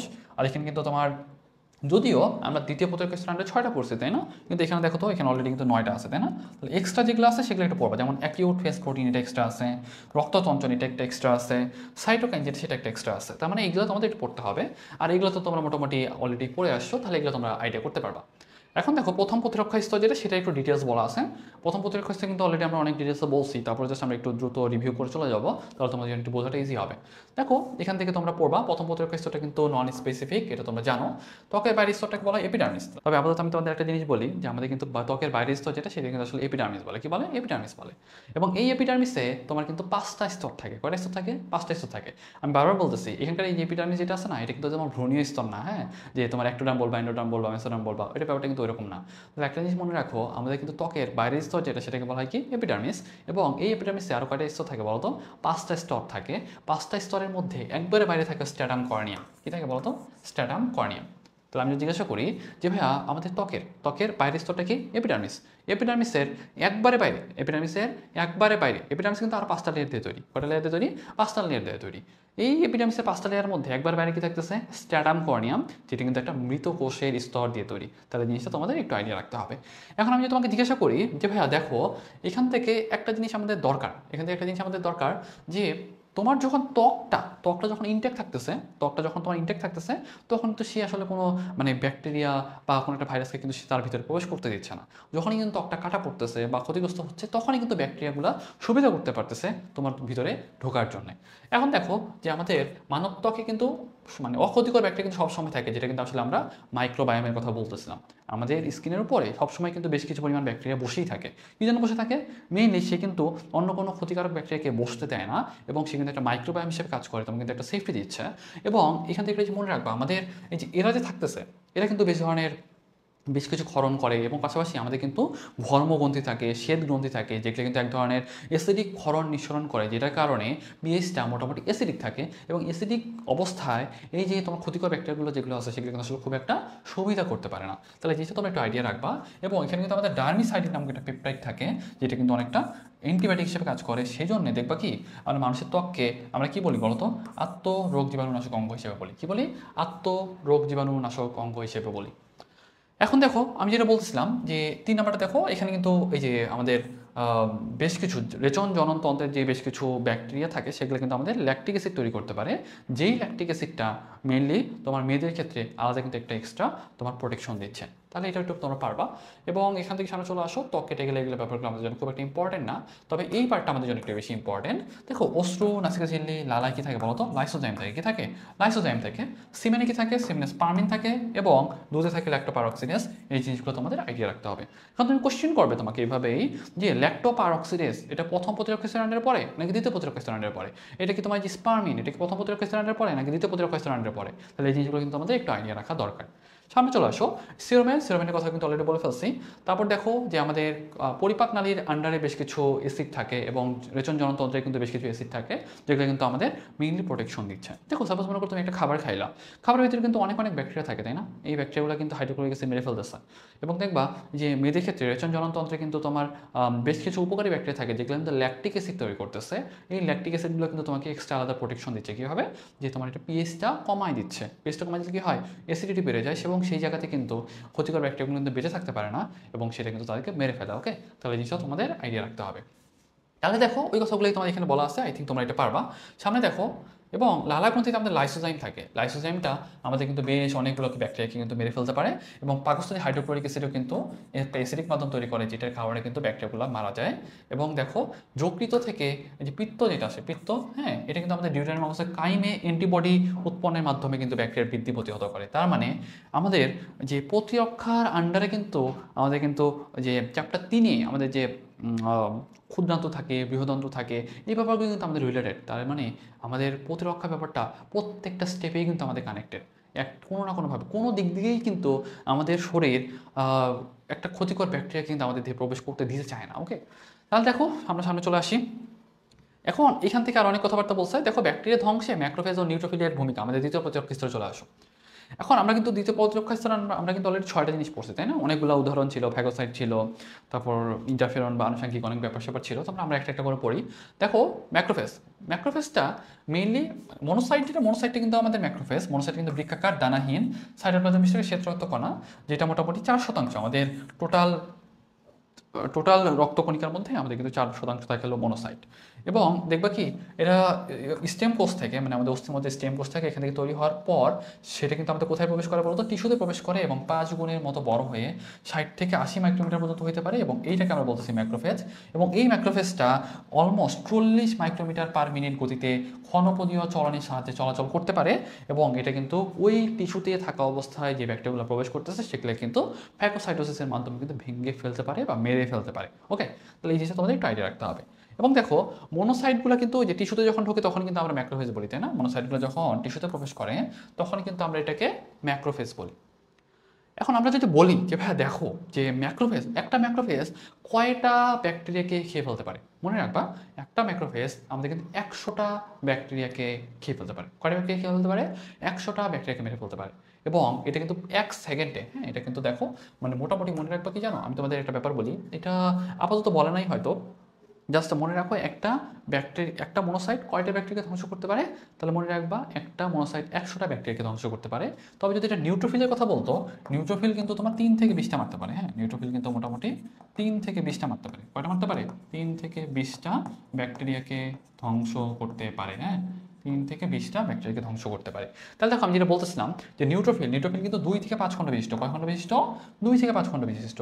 এবং এটা কত পার্সেন্ট থাকে জানো? মোটামুটি 60 থেকে 70% কিন্তু আমাদের হলো নিউট্রোফিল। এবং একটা জিনিস মনে রাখতে হবে, এটা গতিবেগটা কত? 40 মাইক্রোমিটার পার মিনিট এবং দৈনিক 100 বিলিয়ন নিউট্রোফিল তৈরি হয়। কতগুলো নিউট্রোফিল তৈরি হয়? দৈনিক 100 বিলিয়ন নিউট্রোফিল তৈরি হয়। তাহলে আমাদের দেহে এত নিউট্রোফিল, তারা কিন্তু ফ্যাগোসাইটোসিস করার জন্য রেডি হয়ে বসে আছে। তার মানে তুমি চিন্তা করতেছো যে দিনে 100 বিলিয়ন নিউট্রোফিল তৈরি হইতেছে, তার মানে একটা নিউট্রোফিল যদি 3 থেকে 20টা ব্যাকটেরিয়া খেয়ে ফেলতে পারে, তোমার ইমিউন সিস্টেম নিয়ে তুমি চিন্তা করো যে তোমার একটা কত শক্তিশালী একটা মানে সৈন্য সামন্তের বাহিনী বা একটা তোমার পুরো ক্যান্টনমেন্ট তোমার বডিতে অবস্থান করতেছে, তাই না? দেখো আমরা আরেকটু ভিতরের দিকে যাই। দেখো একটা জিনিস বলছেন যে নর্মালি একটা নিউট্রোফিল রক্তে প্রবেশের 12 ঘন্টা থেকে 3 দিন পর্যন্ত বেঁচে থাকতে পারে, তবে টিস্যুতে প্রবেশ করলে আরও বেশি দিন বাঁচতে পারে। আর ওই যে তোমার দিনে দেখো অস্থিমজ্জার বাইরে সংবহিত 100 বিলিয়ন নিউট্রোফিলের মধ্যে অর্ধেক থাকে টিস্যুতে, বাকি অর্ধেক থাকে রক্তবাহিকায়। তার মানে কি তারা সবসময় সারাউন্ডিং, মানে সাপোজ মনে করো সবসময় সার্কুলেটিং অবস্থাতেই আছে। এই যে 100 বিলিয়ন যে থাকলো, মনে করো সাপোজ 100 বিলিয়ন, এখন হলো আমি আজকে 100 বিলিয়ন ট্রুপস বা সৈন্য আমি আজকে ছেড়ে দিছি, তাদের মধ্যে 50 বিলিয়ন থাকে তোমার রক্তনালিকায়, বাকি 50 বিলিয়ন কোথায় চলে যায়? টিস্যুর ভিতরে চলে যায়। কারণ কি? কারণ আমার যুদ্ধ যেটা সেটা তো আর রক্তে হবে না, কোথায় হবে? টিস্যুতেই হবে, তাই না? তারপরে আমি 50 বিলিয়নকে কিন্তু অলরেডি পাঠায় রাখছি যে তোমরা ওই কোনে চলে যাও, যখনই যুদ্ধ বাঁধবে আমার ডাক দিবা, আমি রক্তনালিকা থেকে আরও 50 বিলিয়ন যেটা সেখানে পাঠাই দিব। বুঝতে পারছো? মানে এত শক্তিশালী তোমার ইমিউন সিস্টেম। এখন চলে আসো যে ব্যাপারটা বলতেছিলাম যে আমাদের প্রত্যেকটা নিউট্রোফিল 3 থেকে 20টা ব্যাকটেরিয়া ধ্বংস করতে পারে, এটা আইডিয়া রাখো, এখান থেকে আমাদের কিছু দরকার নাই। ম্যাক্রোফেজ আর নিউট্রোফিলের পার্থক্য তোমাদের জন্য বেশি ইম্পর্টেন্ট। হ্যাঁ, এটা 2টা প্রক্রিয়ায় জীবাণু ধ্বংস করে, যেমন ভৌত আর ফ্যাগোসাইটোসিস প্রক্রিয়ায়, আর এটা কিন্তু তোমার 3টা প্রক্রিয়ায়, ফ্যাগোসাইটোসিস, প্রোটিওলাইটিক এবং ভৌত প্রক্রিয়ায়। এখন তুমি বলতে পারো ভাই এইখানে 2টা কেন আর এইখানে 3টা কেন, তাই না? কোশ্চেনটা তোমার এরকম হতে পারে। দেখো নিউট্রোফিল, ফিল মানে কি? দানাদার, তার মানে কোনো না কোনো দানা থাকে। তাহলে ওই যে নিউট্রোফিলের যে একটা তোমার আবরণী সাইটোপ্লাজমিক মেমব্রেনের ভিতরে, তার ভিতরে দানা আছে। দানা আছে বলতে আসলে কিসের দানা আছে? কিছু প্রোটিওলাইটিক পদার্থ থাকে, দেখো ওই প্রোটিওলাইটিক পদার্থগুলো দিয়ে কিন্তু সে মেরে ফেলতে পারে, এবং এইটাই কিন্তু একটা এক্সট্রা পয়েন্ট। দেখো ওখানেও কিন্তু তোমার হলো ফ্যাগোসাইটোসিস ছিল, ভৌত প্রক্রিয়া ছিল, এখানেও ছিল। এক্সট্রা কি হয়েছে? এক্সট্রা কিন্তু তোমার এই প্রোটিওলাইটিক এনজাইম যেটা সেটা কিন্তু আসছে, তাই না? তো এটা কিন্তু কেন আসছে বলো তো? এটা কিন্তু তোমার ওই যে গ্রানুলোসাইট যেহেতু, সেই জন্য কিন্তু ওখান থেকেই আসছে। আর ফ্যাগোসাইটোসিসটা দেখো, ফ্যাগোসাইটোসিসের ধাপগুলো আমাদের জন্য একটু ইম্পর্টেন্ট। কয়টা ধাপে আমরা ফ্যাগোসাইটোসিস করি বলো? 7টা ধাপ দেওয়া আছে। সহজ কথা হইলো আগে আমরা ম্যাক্রোফেজটাকে বা ম্যাক্রোফেজ যেটা সেটাকে সক্রিয় করতে হবে, তাই না? তাহলে দেখো আমরা সক্রিয় করলাম, কীভাবে সক্রিয় হবে বলো তো? দেখো মনে করো সাপোজ যে কাইনিন, হিস্টামিন এইসব দিয়ে আমাদের কিন্তু সক্রিয় হচ্ছে, তাই না? এবং একটা কেমোটক্সিস বলে একটা ব্যাপার আছে। কেমোটক্সিস জিনিসটা কি? রাসায়নিক পদার্থের প্রতি সাড়া দান। তার মানে যেখানে তোমার আক্রমণ হচ্ছে সেই জায়গাতে আমি একটা ব্যাকটেরিয়াকে মেরে ফেলতেছি, সে তো কিছু না কিছু রাসায়নিক পদার্থ ক্ষরণ করবে, তাই না? তো সেইটাকে ধরে ধরে সেটাকে টার্গেট করে আমি সেদিকে আগাই যাচ্ছি, এটা হলো কেমোটক্সিস। তার মানে এই কেমোটক্সিস, তারপর তোমার এই যে কাইনিন, হিস্টামিন, এগুলোর প্রভাবে আমাদের কিন্তু ফ্যাগোসাইট যেটা সেটা কিন্তু সক্রিয় হইলো। তারপর কী করবে জানো? দেখো একটা ফ্যাগোসাইট সক্রিয় হইলো, সক্রিয় হওয়ার পর এই যে তোমার একটা ব্যাকটেরিয়া যেটা ছিল সেটা তাকে নিজের ভিতরে ঢুকাই নিবে। দেখো নিজের ভিতরে ঢুকাই নিল, তাই না? তাহলে দেখো কী তৈরি করলো বলো তো? ফ্যাগোজোম তৈরি করলো। তাই ফ্যাগোজমের সাথে, এই ফ্যাগোজম যে তৈরি করলো, এই ফ্যাগোজমের সাথে লাইসোজোমটা যুক্ত হবে। লাইসোজোমটা যুক্ত হলে কী তৈরি করবে বলতো? ফ্যাগোলাইসোজোম তৈরি করবে। কী তৈরি করবে? ফ্যাগোলাইসোজোম তৈরি করবে। লাইসোজোমের ভিতরে বেশ কিছু হাইড্রোলাইটিক এনজাইম থাকে। কি থাকে? হাইড্রোলাইটিক এনজাইম থাকে। এই হাইড্রোলাইটিক এনজাইমটা ওই ব্যাকটেরিয়াগুলোকে মেরে ফেলবে। মেরে ফেলার পর কী করবে? যেগুলো প্রয়োজনীয় উপাদান সেগুলো তোমার রেখে দিবে, এবং যেগুলো খারাপ সেগুলোকে সে বের করে দিবে। এটাই হলো মূল প্রসেস। তাহলে দেখো ওই কথাগুলোই বলা আছে যে ফ্যাগোলাইসোজোম তৈরি করলো, তারপর দেখো 2-1টা লাইসোজোম দ্বারা একসাথে হয়ে তোমার ফ্যাগোলাইসোজোম তৈরি হলো। তারপর সেটা কিন্তু ফ্যাগোজোমটা আলটিমেটলি ঝিল্লি বিস্তৃত হয়ে একটা ফ্যাগোলাইসোজোম তৈরি করে। এই ফ্যাগোলাইসোজোমের ভিতরে লাইসোজোম থেকে আসা তোমার রাসায়নিক উপাদান দিয়ে সেটা কিন্তু তোমার মারা গেল, তাই না? কারণ কি? প্রোটিওলাইটিক এনজাইম থেকে, এবং সেখান থেকে কিন্তু অপাচ্য অংশগুলো কিন্তু বের করে দিল, পরবর্তীতে কিন্তু বজ্রপদার্থগুলো কিন্তু নিষ্কাশিত হইল। তার মানে এটাই কিন্তু আমাদের ফ্যাগোসাইটোসিস প্রক্রিয়া। তাহলে আমি যদি তোমাকে একটু সামারি করতে বলি, ভাই ফ্যাগোসাইটোসিস প্রক্রিয়া আসলে হয় কি? কয়টা ধাপ আছে বলো? 7টা ধাপ আছে। সক্রিয় হয় কীভাবে? হিস্টামিন, কাইনিন এইসব যে উপাদানগুলো আছে সেগুলোতে। যায় কীভাবে বলো? তোমার কেমোটক্সিস দিয়ে। তারপর যদি বলি যে ভাইয়া কী করে, তো সক্রিয় হওয়ার পরে সেটা একটা ব্যাকটেরিয়াকে নিজের ভিতরে ঢুকায় নেয়। কী তৈরি করলো? ফ্যাগোজোম তৈরি করলো। ওই ফ্যাগোজোমের সাথে কয়েকটা লাইসোজোম যুক্ত হয়, তাহলে কী তৈরি করবে? ফ্যাগোলাইসোজোম তৈরি করবে। এই ফ্যাগোলাইসোজোমটা কী করে? ফ্যাগোলাইসোজোমটা ওই যে লাইসোজোমটা কিন্তু আলটিমেটলি ওই ব্যাকটেরিয়াকে মেরে ফেলতেছে। মেরে ফেলার পর প্রয়োজনীয় উপাদানগুলো রেখে দিবে, আর বাকি বর্জ্যপদার্থগুলোকে বের করে দিবে। এটাই হলো মেইনলি ফ্যাগোসাইটোসিসের মূল কাজ। ওকে, তাহলে দেখো আমাদের কিন্তু অলরেডি 2টা প্রতিরক্ষা স্তরের কাজ কিন্তু শেষ। তাহলে আমাদের প্রথম প্রতিরক্ষা স্তর, দ্বিতীয় প্রতিরক্ষা স্তরের কাজ কিন্তু অলমোস্ট শেষ। এখন আমাদের বাকি আছে কি? তৃতীয় প্রতিরক্ষা স্তর। তৃতীয় প্রতিরক্ষা স্তরটা আমরা একটু দেখে নেই, সামনে চলে আসো। তৃতীয় প্রতিরক্ষা স্তর, এখানে আমাদের সহজাত আর অর্জিত অনাক্রম্যতা বলে বেশ কিছু ব্যাপার আছে। আমরা এটার থেকে একটু মানে আমাদের খুব বেশি যে প্রয়োজন হয় ব্যাপারটা কিন্তু এরকম না। আমাদের কয়েকটা ব্যাপার একটু জানা দরকার। যে দেখো প্রজাতিগত প্রতিরক্ষা বলে একটা ব্যাপার আছে, গোষ্ঠীগত আর ব্যক্তিগত প্রতিরক্ষা আছে। হ্যাঁ, দেখবে কি ব্যক্তিগত ব্যাপারটাই বলি। দেখো যে কারো ইমিউন সিস্টেম ভালো আর কারো ইমিউন সিস্টেম একটু আগে থেকেই দুর্বল, সেটা একটা তোমার ব্যক্তিগত প্রতিরক্ষা আন্ডারে পড়ে। তারপর দেখো যে গোষ্ঠীগত, দেখো যে কৃষ্ণাঙ্গ মানুষগুলা শ্বেতাঙ্গ মানুষের চেয়ে বেশি যক্ষার শিকার হতে দেখা যায়। তার মানে এটা কিন্তু একটা গোষ্ঠীগত প্রতিরক্ষা। এবং দেখবা প্রজাতিগত প্রতিরক্ষা, যেমন দেখো অধিকাংশ পরজীবীর আক্রমণ বিশেষ প্রজাতির মধ্যে সীমাবদ্ধ থাকে। যেমন ম্যালেরিয়াটা শুধুমাত্র মানুষ আর মশাকির মধ্যে থাকে, মানে প্লাজমোডিয়াম ফ্যালসিপারাম, এবং মানুষের মধ্যেই কিন্তু সেটা সীমাবদ্ধ থাকতেছে।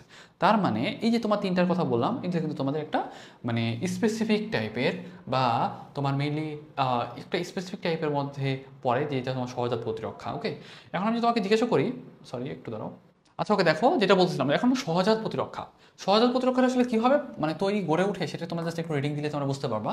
আমরা কিন্তু জানি যে সহজাত প্রতিরক্ষা যেটা সেটা কিন্তু প্রথম আর দ্বিতীয় প্রতিরক্ষা স্তরের আন্ডারে। তার মানে এখন যেটা আলোচনা হচ্ছে সেটা কিন্তু অ্যাকচুয়ালি প্রথম আর দ্বিতীয় প্রতিরক্ষা স্তরেরই কিন্তু একটা পার্ট, তাই না? এখন এখান থেকে একটা জিনিস খেয়াল করো, এই যে পোস্টেকনালি, শ্বসনতন্ত্র, এগুলো কিন্তু অলরেডি তোমাদের পড়ায় ফেলছি। প্রদাহ ব্যাপারটা পড়ায় ফেলছি। কমপ্লিমেন্ট সিস্টেম এটা কিন্তু অলরেডি পড়ায় ফেলা হয়েছে। ইন্টারফেরন যেটা সেটা কিন্তু একটা ভাইরাস আক্রান্ত কোষ থেকে তৈরি হয়, এটা কিন্তু অলরেডি পড়ায় ফেলছে, এটা একটা গ্লাইকোপ্রোটিন। তারপর সহজাত মারণ কোষ, সহজাত মানে সহজীবী ব্যাকটেরিয়া, এগুলো কিন্তু তোমাদের অলরেডি সবগুলোই ডিটেলসে পড়াই ফেলা হয়েছে। তাহলে আই থিঙ্ক এটা তোমরা অন্তত পারবা। তারপর আমি জাস্ট একটা জিনিস বলে দিই, আমাদের বেশ কিছু কোলনে উপকারী ব্যাকটেরিয়া থাকে যেগুলো ভিটামিন বি আর ভিটামিন কে তৈরি করে। কি তৈরি করে? ভিটামিন বি আর ভিটামিন কে তৈরি করে। তাহলে এই জিনিসটা তোমাকে একটু আইডিয়া রাখতে হবে। ওকে, এখন আমি যদি তোমাকে জিজ্ঞাসা করি ভাই অর্জিত প্রতিরক্ষার ক্ষেত্রে ব্যাপারটা কেমন? অর্জিত প্রতিরক্ষা হলো আমাদের তৃতীয় প্রতিরক্ষা স্তর, যেটা তোমার জন্ম থেকে থাকে না, সেই জন্য কিন্তু আসলে অর্জিত প্রতিরক্ষা স্তর বলছে, তাই না? যেহেতু জন্ম থেকে থাকে না, সেই জন্য কিন্তু আমাদের অর্জিত প্রতিরক্ষা স্তর। এবং এখানে কিন্তু তোমার কোনো একটা ব্যাকটেরিয়া বা ভাইরাস যখন তোমাকে আক্রমণ করছে, তারপরে কিন্তু এটা তৈরি হয়েছে, সেই জন্য কিন্তু আমরা অর্জিত প্রতিরক্ষা স্তর বলতেছি। তার মানে এখানে তোমাকে একটা জিনিস খেয়াল করতে হবে, যে অর্জিত প্রতিরক্ষা স্তরের ক্ষেত্রে আমাদের কিন্তু একটা আছে তোমার সক্রিয় প্রতিরক্ষা, মানে অর্জিত প্রতিরক্ষার ক্ষেত্রে আমাদের কিন্তু একটা সক্রিয় প্রতিরক্ষা আছে, একটা কিন্তু অক্রিয় প্রতিরক্ষা আছে। এখানে আমাদের দুইটা বক্স পাবা। হ্যাঁ, এখানে একটা জিনিস খেয়াল করো, এই যে তোমার এই যে পার্টটা যেটা দেখতেছো, এই পার্টটা থেকে প্রশ্ন আসে না এমন কোনো বার নাই। প্রশ্ন আসে না এমন কোনো বার নাই, তার মানে প্রতিবারই ঘুরে ঘুরে ঘুরে ঘুরে কোনো না কোনো বার কোশ্চেন কিন্তু আসে। এখান থেকে তোমাদের দুইটা জিনিস একটু মনে রাখতে হবে, একটা হলো কোষ মাধ্যম সারাদান, একটা তোমার রক্ত মাধ্যম সারাদান। দেখো কোষ মাধ্যম সারাদান মানে কি? যেটা তোমার হলো টি লিম্ফোসাইট ডিপেন্ডেন্ট। তাহলে আমি যদি কোশ্চেন করি যে কোষ নির্ভর সারাদান দেয় কে, তাহলে বলবা টি লিম্ফোসাইট। কে দেয়? T lymphocyte. তাহলে কোশ্চেনে দেখো টি লিম্ফোসাইট প্রধান ভূমিকা রাখে কোথার ক্ষেত্রে, তাহলে বলবা কোষ মাধ্যম প্রতিরক্ষার ক্ষেত্রে।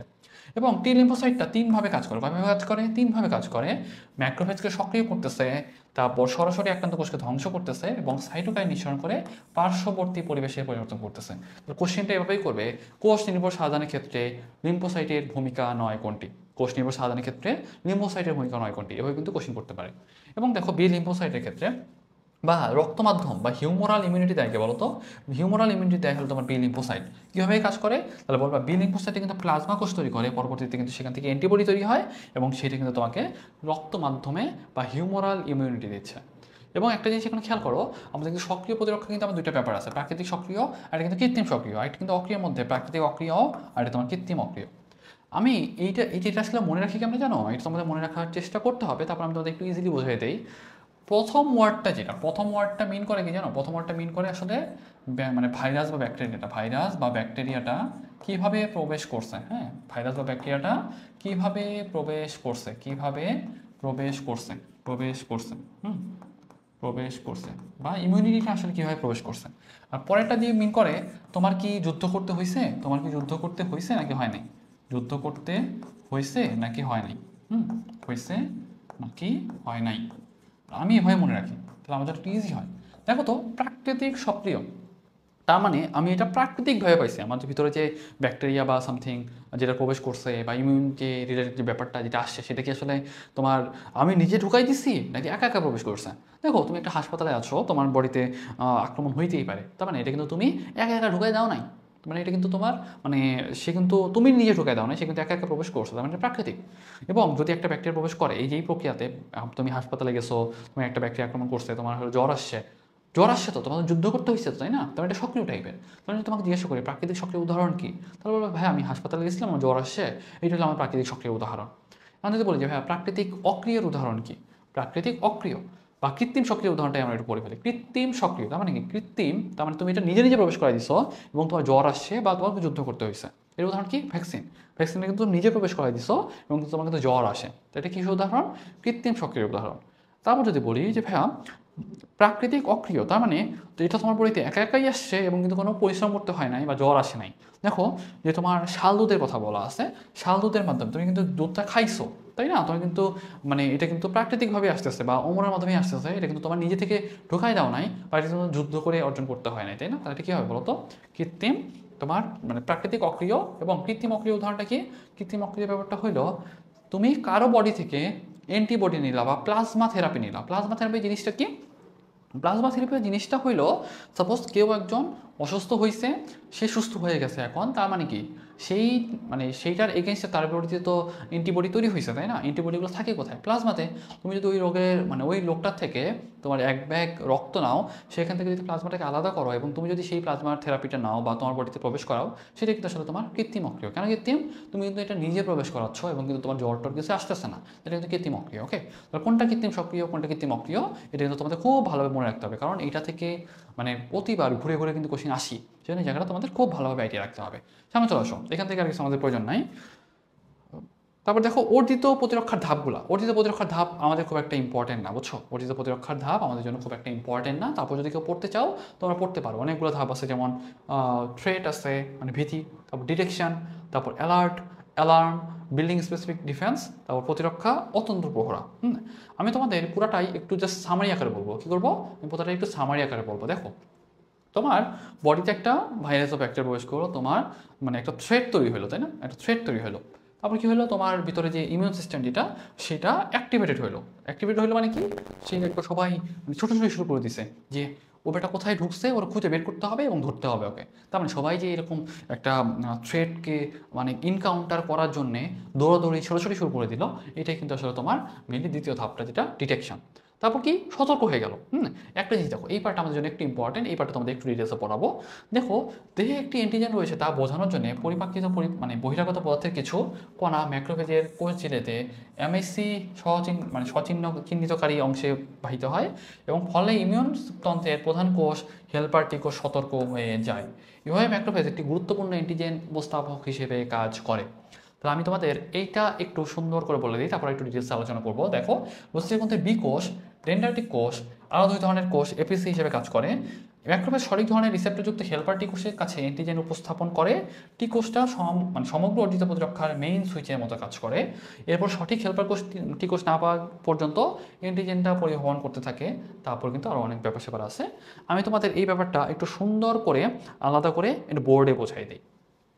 একটু দেখো, মূল কথা মনে করে সাপোজ একটা ব্যাকটেরিয়া প্রবেশ করছে, এটা একটা মনে করো ব্যাকটেরিয়া। এখানে মনে করে সাপোজ একটা ম্যাক্রোফেজ, এটা একটা ম্যাক্রোফেজ, এটা একটা ম্যাক্রোফেজ। এই ম্যাক্রোফেজটা একে ধরছে। যেহেতু প্রথম প্রতিরক্ষা স্তর, দ্বিতীয় প্রতিরক্ষা স্তর, এগুলোকে তো পার করেই তো তারপর সামনের দিকে আগাবে, তাই না? এ পর্যন্ত আসছে দেখেই তো তৃতীয় প্রতিরক্ষা স্তরকে অ্যাক্টিভেট করতে হয়েছে। মনে করো সাপোজ একটা ব্যাকটেরিয়াকে প্রথম প্রতিরক্ষা স্তরে পার করে আসছে দ্বিতীয় প্রতিরক্ষা স্তরে ম্যাক্রোফেজের আন্ডারে।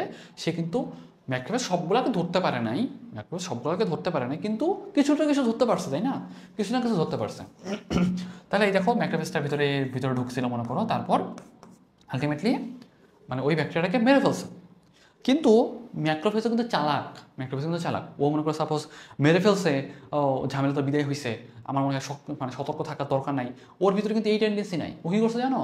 এই যে তোমার হলো ব্যাকটেরিয়াটা ছিল না, ব্যাকটেরিয়া মনে করো সাপোজ এইরকম কিছু একটা জিন ছিল, বা ব্যাকটেরিয়াটাকে চেনার জন্য কিছু একটা এন্টিজেন, সাপোজ আমরা ব্যাকটেরিয়া বলতে আসলে এন্টিজেনই মিন করে।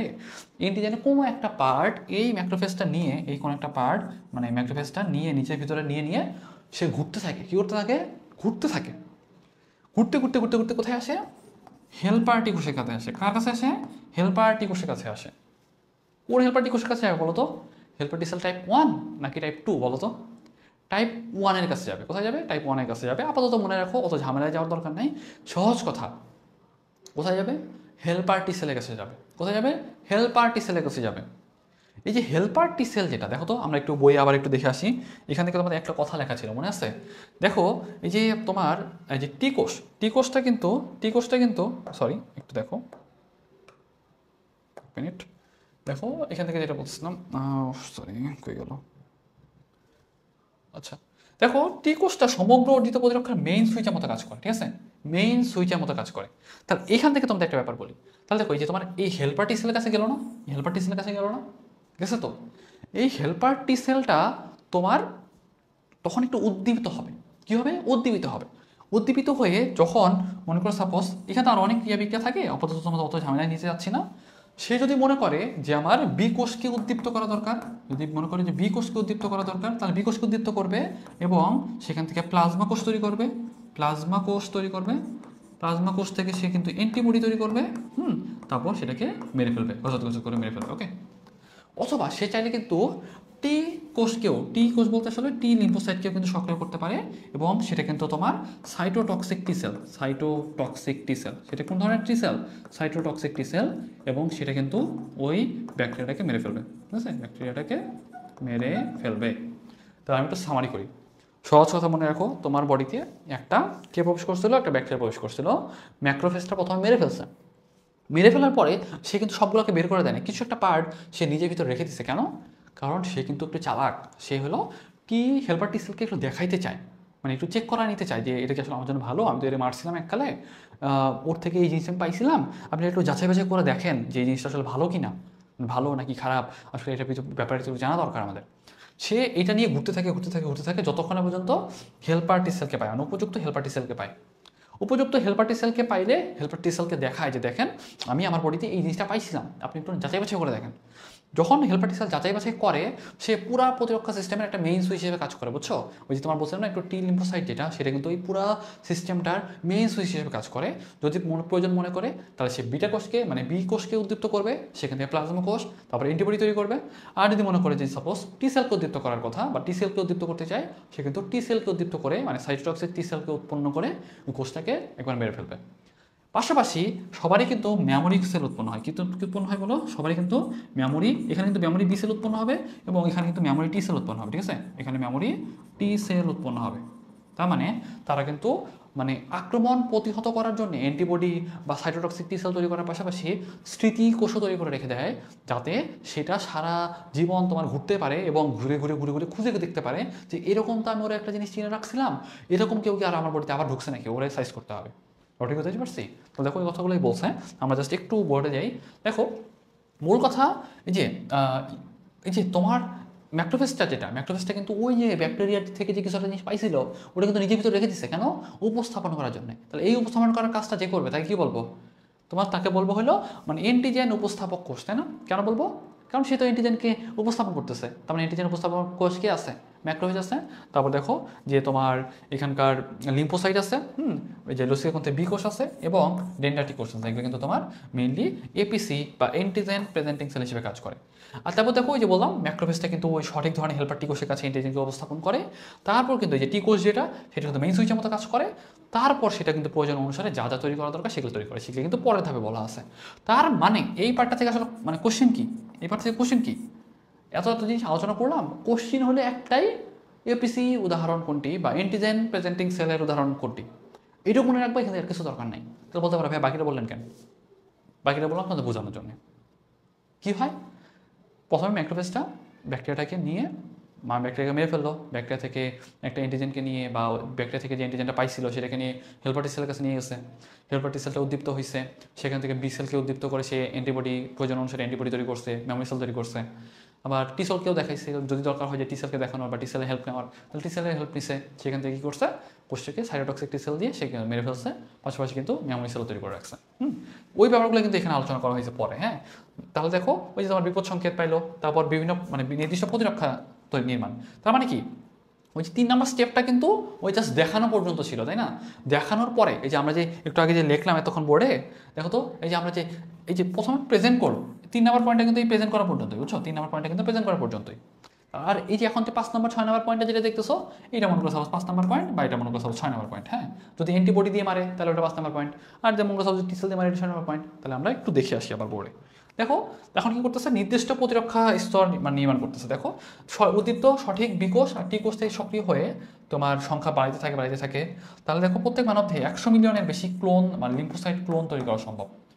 এখন 2 ধরনের কোষ তৈরি হয়, এখানে অনেক কথাবার্তা বলছে। প্রতিরক্ষার মধ্যে একটা জিনিস দেখো, ওই যে আমরা দেখাইলাম না একটু আগে, যে একটা আমাদের বিকোষ, যদি বিকোষ উদ্দীপ্ত হয়, তাহলে আমাদের কিন্তু প্লাজমা কোষ তৈরি করবে, যেখান থেকে কিন্তু আমাদের অ্যান্টিবডি তৈরি করবে। আর যদি সাইটোটক্সিক টি সেল উৎপন্ন হয়, যদি টি কোষ উৎপন্ন হয়, তাহলে কী করবে বলতো? সাইটোটক্সিক টি কোষ, কোষ নির্ভর সারাদানে কার্যকর টি কোষ, সে কিন্তু অ্যান্টিজেনবাহী কোষগুলোকে ধ্বংস করে ফেলবে। সাইটোটক্সিক টি কোষ যখন অ্যান্টিজেন উপস্থাপন করি কোষের সম্মুখীন হয়, দেখো টি কোষটা মানে কখন সাইটোটক্সিক টি কোষটা টার্গেট কোষ ধ্বংস করতে কখন সক্রিয় হয় বলতো? যখন অ্যান্টিজেন উপস্থাপনকারী মানে কোষের সম্মুখীন হয়, আর যখন একটা হেল্পার টি কোষ তোমার সাইটোটক্সিক টি কোষে সক্রিয় করতে এক ধরনের রাসায়নিক পদার্থ করে। মানে মূল কথা হইলো, আমি সামারি হইলো, আমি কিন্তু অলরেডি মানে ম্যাক্রোফেজকে দিয়ে হেল্পার টি সেলের কাছে উপস্থাপন করাইছিলাম। তাহলে উপস্থাপন করার পরে প্রয়োজন অনুসারে বি কোষকে যদি মনে হয় যে আমার বি কোষ দিয়ে আমি মারতে পারবো, তাহলে বি কোষকে উদ্দীপ্ত করে প্লাজমা সেলের মাধ্যমে অ্যান্টিবডি তৈরি করবো। আর যদি মনে করি যে ভাই টি কোষ দিয়ে আমি মারতে পারবো, তাহলে টি কোষ দিয়ে আমি সেটাকে মেরে ফেলবো। টি কোষের কার্যকর কোষ কোনটা? তাহলে বলবা সাইটোটক্সিক টি সেল, ঠিক আছে? তাহলে এখন কোশ্চিনটা করবে এইভাবে যে সাইটোটক্সিক টি সেলটা কখন সক্রিয় হয়? তাহলে বলবা যদি ওই যে অ্যান্টিজেনকে বহনকারী ম্যাক্রোফেজকে যদি সে পায় তাহলে সক্রিয় হয়, অথবা যদি তোমার এই যে হেল্পার টি কোষটা যদি একটা স্পেশাল মানে পদার্থ ক্ষরণ করে তখন সে উদ্দীপ্ত হয়। তাহলে কোশ্চিনটা এখান থেকে কী করবে? তাহলে উপরে কোশ্চিন বলে ফেলছি। তাহলে এখন কোশ্চিনটা করবে বি কোষ কিসে পরিণত হয়? বলে প্লাজমা কোষে পরিণত হয়। প্লাজমা কোষ থেকে কী তৈরি হয়? অ্যান্টিবডি তৈরি হয়। শেষ। যদি বলি যে টি কোষ উদ্দীপ্ত হওয়ার পর কার্যকরী কোষ কোনটা, তাহলে বলবো সাইটোটক্সিক টি কোষ হলো কার্যকরী কোষ। কখন উদ্দীপ্ত হয়? যদি সাইটোটক্সিক টি কোষটা তোমার এন্টিজেনকে বহন করতেছে এরকম ম্যাক্রোফেজের সংস্পর্শে আসে, বা হেল্পার টি সেলটা একটা যদি রাসায়নিক পদার্থকরণ করে, তাহলেই সাইটোটক্সিক টি কোষটা সক্রিয় হয় এবং পুরো কোষটাকে মেরে দেয়। বুঝতে পারছো? এই হলো সহজ কথা, এখান থেকে আর কিচ্ছু লাগবে না, ঠিক আছে? আর কিছুই লাগবে না এখান থেকে। আর ওই যে অতন্ত্র প্রহরা যেটা, সেটাই হলো আসলে মেইনলি তোমার এই স্মৃতিকোষের ব্যাপারগুলো যেগুলো সেগুলো বলা আছে, এখান থেকে তোমাদের আর কিছু দরকার নাই। তাহলে এই পেজ থেকে কোশ্চিন কি? এই পেজ থেকে তাহলে কোশ্চিন কি? কোশ্চিন হইলো যে তোমার এপিসি কী কী আছে, 3টা উদাহরণ আছে এপিসি, এটা মনে রাখবা। যদি বলি যে মেইন সুইচকে, তাহলে বলো টেরিমটোসাইট। তারপর যদি বলি যে বিকোষ কী তৈরি করবে, প্লাজমা কোষ তৈরি করবে, তারপর অ্যান্টিবডি। যদি বলি টি কোষ কী করবে, টি কোষ হলো মেইনলি সাইটোটক্সিক টি কোষ পরিণত হয়। কীভাবে পরিণত হয়, দুইটা প্রসেসের নাম বলছি, এবং সেটা কিন্তু পরবর্তীতে মেরে ফেলে। কাকে মেরে ফেলে? ব্যাকটেরিয়াটাকে মেরে ফেলে। ওকে, বা ব্যাকটেরিয়া বা ভাইরাস বা যেই প্রবেশ করছে তাকে মেরে ফেলে। ওকে, তাহলে এই জিনিসটা একটু তোমরা খেয়াল রাখবে, এখান থেকে আর কিছু আমাদের প্রয়োজন নাই।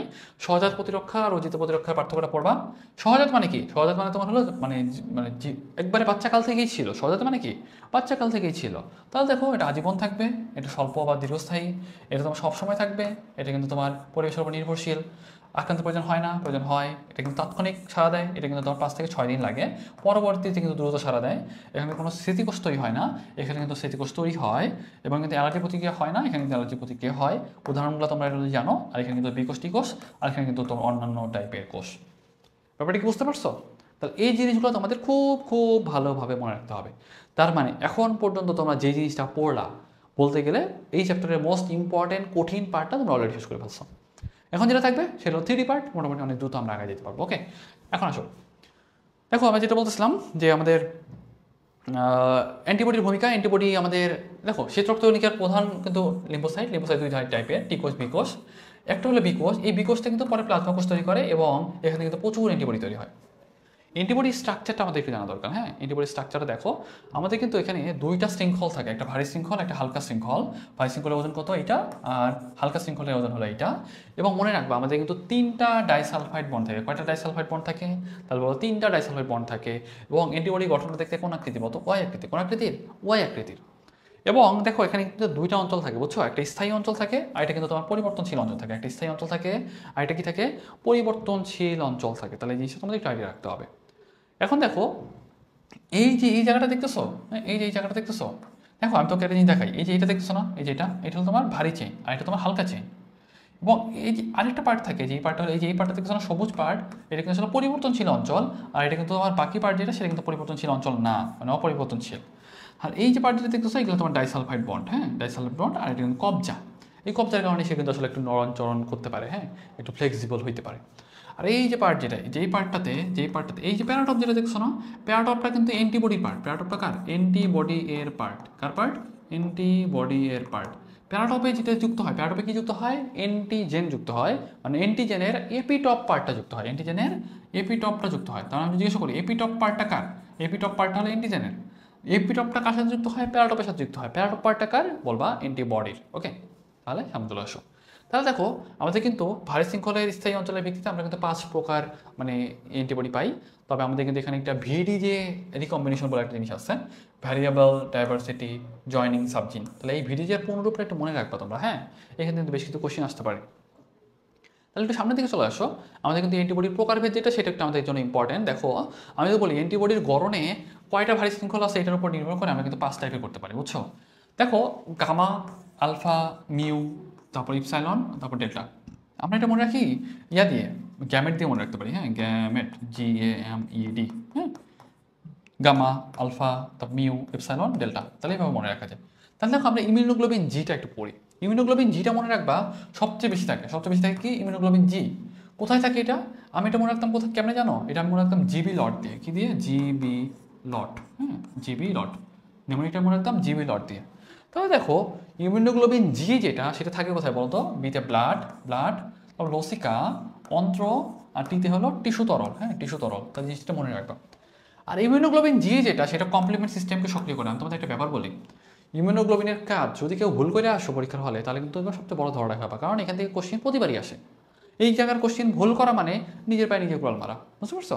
সামনে চলে আসো। দেখো, যেটা বলছিলাম, কমপ্লিমেন্ট সিস্টেমকে সক্রিয় করে কে? বলো ইমিউনোগ্লোবিন জি। তারপর দেখো বিষাক্ত পদার্থকে প্রশমিত করে কে? ইমিউনোগ্লোবিন জি।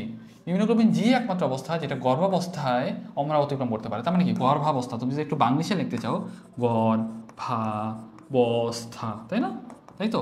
তাহলে দেখো এই জি, তাহলে কী হবে বলো তো? ইমিউনোগ্লোবিন জিটাই কিন্তু গর্ভাবস্থায়, ইমিউনোগ্লোবিন জিটাই কিন্তু মা থেকে তোমার যে বাচ্চা যেটা সেটাতে কিন্তু পৌঁছাইতে পারে। হ্যাঁ, তাহলে এই জিনিসটা তোমরা আইডিয়া রাখবা।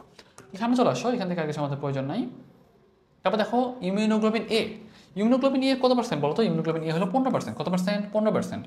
এটা আমি মনে রাখতাম কেমন জানো? এটা আমি মনে রাখতাম তোমার এ জিপিএস দিয়ে মনে রাখতাম। এ জিপিএস। জিতে হলো জনন, এতে পরিপাক, এসতে শ্বসন। দেখো পরিপাক, জনন, শ্বসন তন্ত্রে পাওয়া যায়। এবং কোথায় পাওয়া যায় বলতো? মায়ের দুধে পাওয়া যায়। মায়ের দুধে কী পাওয়া যায়? ইমিউনোগ্লোবিন এ পাওয়া যায়। তাহলে এই দুটো কোশ্চেন যদি তুমি ভুল করো, মায়ের দুধে কী পাওয়া যায় আর গর্ভাবস্থায় কোনটা তোমার মায়ের দেহ থেকে বাচ্চাতে যায়, এই দুটো কোশ্চেন যদি ভুল করে আসো তাহলে সবচেয়ে বড় ভুলটা হবে তোমাদের। এখন দেখো বুকের দুধ খাওয়ানোর সময় এটা কিন্তু তোমার পৌঁছাইতে পারে ইমিউনোগ্লোবিন এম। ইমিউনোগ্লোবিন এম থেকে 5 থেকে 10%। এবিও ব্লাড গ্রুপের রক্তকণিকার অ্যান্টিবডি হলো এই ধরনের। এবং ইমিউনোগ্লোবিন এমটা পাওয়া যায় কোথায় বলতো? রক্ত ও লসিকায়। কোথায় পাওয়া যায়? রক্ত ও লসিকায়। এবং এটা কিন্তু কমপ্লিমেন্ট সিস্টেমকে সক্রিয় করে। আমরা জিজ্ঞাসা করি যে ভাইয়া কমপ্লিমেন্ট সিস্টেমকে সক্রিয় করে কে বলতো? ইমিউনোগ্লোবিন এমটা হলো কমপ্লিমেন্ট সিস্টেমকে সক্রিয় করে, এবং ইমিউনোগ্লোবিন জি আর ইমিউনোগ্লোবিন এম একসাথে কাজ করে। আমরা জিজ্ঞাসা করি কমপ্লিমেন্ট সিস্টেমকে কাজ মানে সক্রিয় করতেছে কে? ইমিউনোগ্লোবিন জি, ইমিউনোগ্লোবিন এম দুইটাই। তাহলে যদি জিজ্ঞাসা করি কত পার্সেন্ট থাকে? 5 থেকে 10% থাকে। এবং immunoglobulin এমটা A B O blood গ্রুপের মেইন ইমিউনোগ্লোবিন। ওকে, তাহলে জিনিসটা মনে রাখতে হবে। এখান থেকে আর কিছু আমাদের খুব একটা দরকার নাই। ইমিউনোগ্লোবিন ডিটা লাগবে আমাদের। এটা আমি মনে রাখতাম কেমন জানো? ইমিউনোগ্লোবিন, এই যে দেখো ইমিউনোগ্লোবিন ডি যেটা, সাপোজ এই যে ইমিউনোগ্লোবিন ডি, এটা কিন্তু হচ্ছে বি কোষে ইমিউনোগ্লোবিনটা পাওয়া যায়। মানে কোথায় পাওয়া যায়? রক্ত, লসিকা আর ইমিউনোগ্লোবিন মানে লিম্ফোসাইটের বি কোষে পাওয়া যায়। আমি এটা মনে রাখতাম কেমন জানো? এটা আমি মনে রাখতাম হলো 1 মিনিট দাঁড়াও, আমি বলে দিচ্ছি। আচ্ছা ওকে, এটা তোমরা একটু কষ্ট করে মনে রাখো। তবে আমি এটা মনে রাখতাম হলো বিডি দিয়ে, বুঝছো? বাংলাদেশ। হ্যাঁ, বিডি মানে বাংলাদেশ।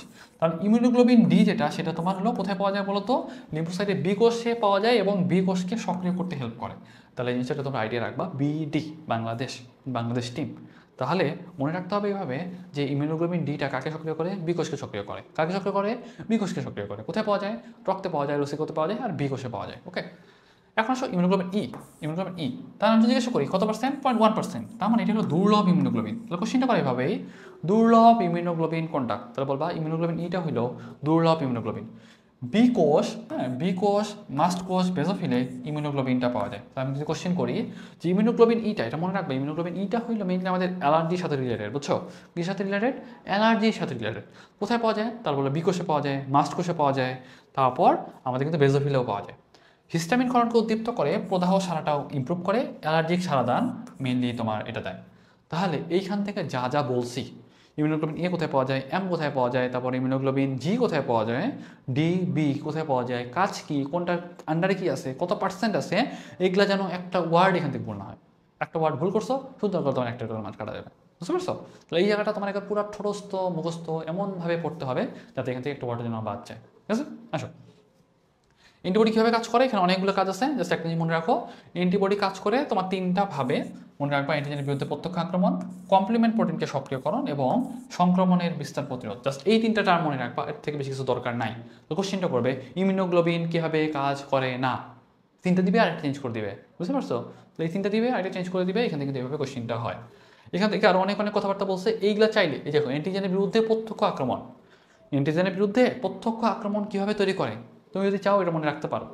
তবে এভাবে কোশ্চেন করতে পারে, ইমিউনোগ্লোবিনের বিরুদ্ধে প্রত্যক্ষ আক্রমণের মানে ধরন নয় কোনটি বা স্টেপ নয় কোনটি, এভাবেও কিন্তু কোশ্চেন করতে পারে। আমাকে কোশ্চেন দিলে আমি এভাবেই করতাম। তবে এটা জাস্ট তোমরা আইডিয়া রাখতে পারো। অ্যাগ্লুটিনেশন, হ্যাঁ, অ্যাগ্লুটিনেশন মানে কি? স্তূপ করে ফেলা। অধক্ষেপণ মানে কি? প্রেসিপিটেট করে ফেলা। আর তারপর দেখো যে তারপর প্রশমন মানে কি? নিউট্রালাইজ করে ফেলা। নিউট্রালাইজ করে ফেলা। তারপর সামনে আসো একটু, দেখো যেটা বলতেছিলাম, তারপর হলো লাইসিস করে ফেলা। তার মানে 4টা আছে। তার মানে তোমার হলো প্রথমটার আন্ডারে হেডিংয়ের আন্ডারে কয়টা আছে? 4টা আছে। আই থিঙ্ক এটা তো নাম মনে রাখতে পারা উচিত। তারপর দেখো কমপ্লিমেন্ট সিস্টেম কয় ধরনের প্লাজমা প্রোটিন দিয়ে গঠিত? বলো 20 ধরনের প্লাজমা প্রোটিন দিয়ে গঠিত। এটার আন্ডারে কয়টা আছে এটা আমরা একটু দেখি। অপসোনাইজেশন মানে কি জানো? চিনায় দেওয়া। অপসোনাইজেশন মানে কি জানো? চিনায় দেওয়া। হ্যাঁ, মানে তোমার রিকগনাইজ করতে হেল্প করা। তার মানে দেখাই দিতে হেল্প করে এবং এত বেশি স্টিমুলেট করে বা উদ্দীপ্ত করে যে ওরে মেরে ফেল, ওরে খেয়ে ফেল, এরকম করে জাস্ট খুবই উদ্দীপ্ত করতে থাকে। তাহলে অপসোনাইজেশন প্রসেসটা মানেই হইলো যে তাকে মানে ম্যাক্রোফেজকে উদ্দীপ্ত করবে যে ওকে ধ্বংস করে ফেলো, ওকে খেয়ে ফেলো। তাহলে জিনিসটা তোমরা মনে রাখবা। তারপর দেখো লাইসিস মানে কি, ভেঙে ফেলবে। স্তূপীকরণ মানে কি, মানে স্তূপ করে ফেলবে। ভাইরাসের প্রশমন, এটাও কিন্তু এটা আন্ডারে আছে। অ্যান্ড কেমোট্যাক্সিস, এটা তো তোমরা অলরেডি জানো। কেমোট্যাক্সিসটা হয় কেন, রাসায়নিক পদার্থের দ্বারা। হ্যাঁ, রাসায়নিক পদার্থের দিকে সারা যান যেটা, সেটাই কিন্তু কেমোট্যাক্সিস। আর মাস্ট কোষ আর বেসোফিলের সক্রিয়করণ, এটাও তো তোমরা জানোই। দেখো সংক্রমণের বিস্তার প্রতিরোধ, এটা কীভাবে কাজ করে বলতো, অ্যান্টিবডি বিশেষ করে ইমিউনোগ্লোবিন ই প্রদাহ সারার বিষয়টি ত্বরান্বিত করে, এবং সেটা কিন্তু মেইনলি তোমার ইনফ্লামেশন প্রসেস যেটা, সেটাই কিন্তু স্টিমুলেট করে। ইনফ্লামেশন প্রসেসটা কীভাবে দিছিলাম সেটা কিন্তু তোমাদের অলরেডি কিন্তু জানানো হয়েছে। লাল হয়ে যাবে, গরম হবে, ফুলে যাবে, ব্যথা প্রকাশ করবে। তাহলে কোশ্চেনটা এভাবেই করে তোমার মানে ইনফ্লামেশন বা প্রদাহ সারার অন্তর্ভুক্ত নয় কোনটি বা উদাহরণ নয় কোনটি, এটা যেন ভালোভাবে মনে থাকে তোমার। ওকে, এখন আসো সামনে। এখান থেকে আর কিছু আমাদের দরকার নাই। এন্টিজেন আর অ্যান্টিবডি পার্থক্যটা তোমরা একটু পড়বা। এন্টিজেন হইল যেটা বাইরে থেকে ঢুকে, যেটা বাইরে থেকে তোমার বডিতে প্রবেশ করছে, সেটাই হলো অ্যান্টিজেন। আর অ্যান্টিজেনের প্রভাবে অ্যান্টিজেনকে কাউন্টার করার জন্য যেটা তোমার বডি তৈরি করছে, সেটা হলো অ্যান্টিবডি। সেটা কি, অ্যান্টিবডি। তাহলে দেখো এটার রাসায়নিক প্রকৃতিতে একটা প্রোটিন বা কার্বোহাইড্রেট, হ্যাঁ। আর অ্যান্টিবডিগুলো সবসময় প্রোটিন জাতীয়। আর এখানে দেখো যে সাধারণত প্লাজমা মেমব্রেনের রক্তহিত প্লাজমা মেমব্রেনের উপরিতলে পাওয়া যায়, বা জীবাণুর উপরিতলে বা দেহতলে থাকে। আর এটা কিন্তু সাধারণত দেহতরলে প্লাজমা মেমব্রেন থাকে। এবার জাস্ট রিডিং দিবা। হ্যাঁ, অ্যান্টিজেনের প্রভাবে অ্যান্টিবডি সৃষ্টি হয়, অ্যান্টিবডির প্রভাবে কিন্তু অ্যান্টিজেন সৃষ্টি হয় না। ওকে, এটা তোমরা একটু রিডিং দিও। এটা কিন্তু ধ্বংসাত্মক, এটা কিন্তু রক্ষাকারী। এটা পার্থক্যটা একটু দেখো, তাহলে তোমাদের জন্য মোটামুটি কাজে দিবে। এখন চলে আসো টিকার ভূমিকা।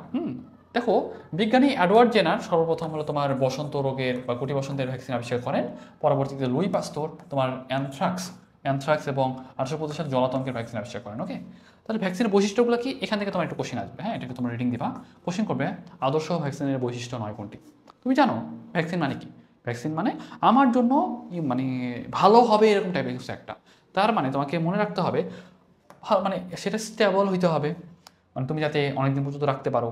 সহজলভ্য হইতে হবে, পার্শ্ব প্রতিক্রিয়া ছাড়া হইতে হবে, অল্প দিলেই যেন কাজ করে এরকম হতে হবে, জীবাণুর জন্য খারাপ তবে আমার জন্য ভালো, কার্যকারিতা অনেকদিন থাকতে হবে, এবং এটা কিন্তু আমার প্রতি যেন একটা ইমিউন সিস্টেম তৈরি করে, এটা খেয়াল রাখতে হবে, এবং খুব দ্রুত যেন কাজ করে, এবং দেহকে যেন মানে জীবাণুর এগেনস্টে যেন প্রতিরোধ ক্ষমতা তৈরি করে তোলে, এটা যেন অন্তত মেইনলি ইনশিওর করতে পারে।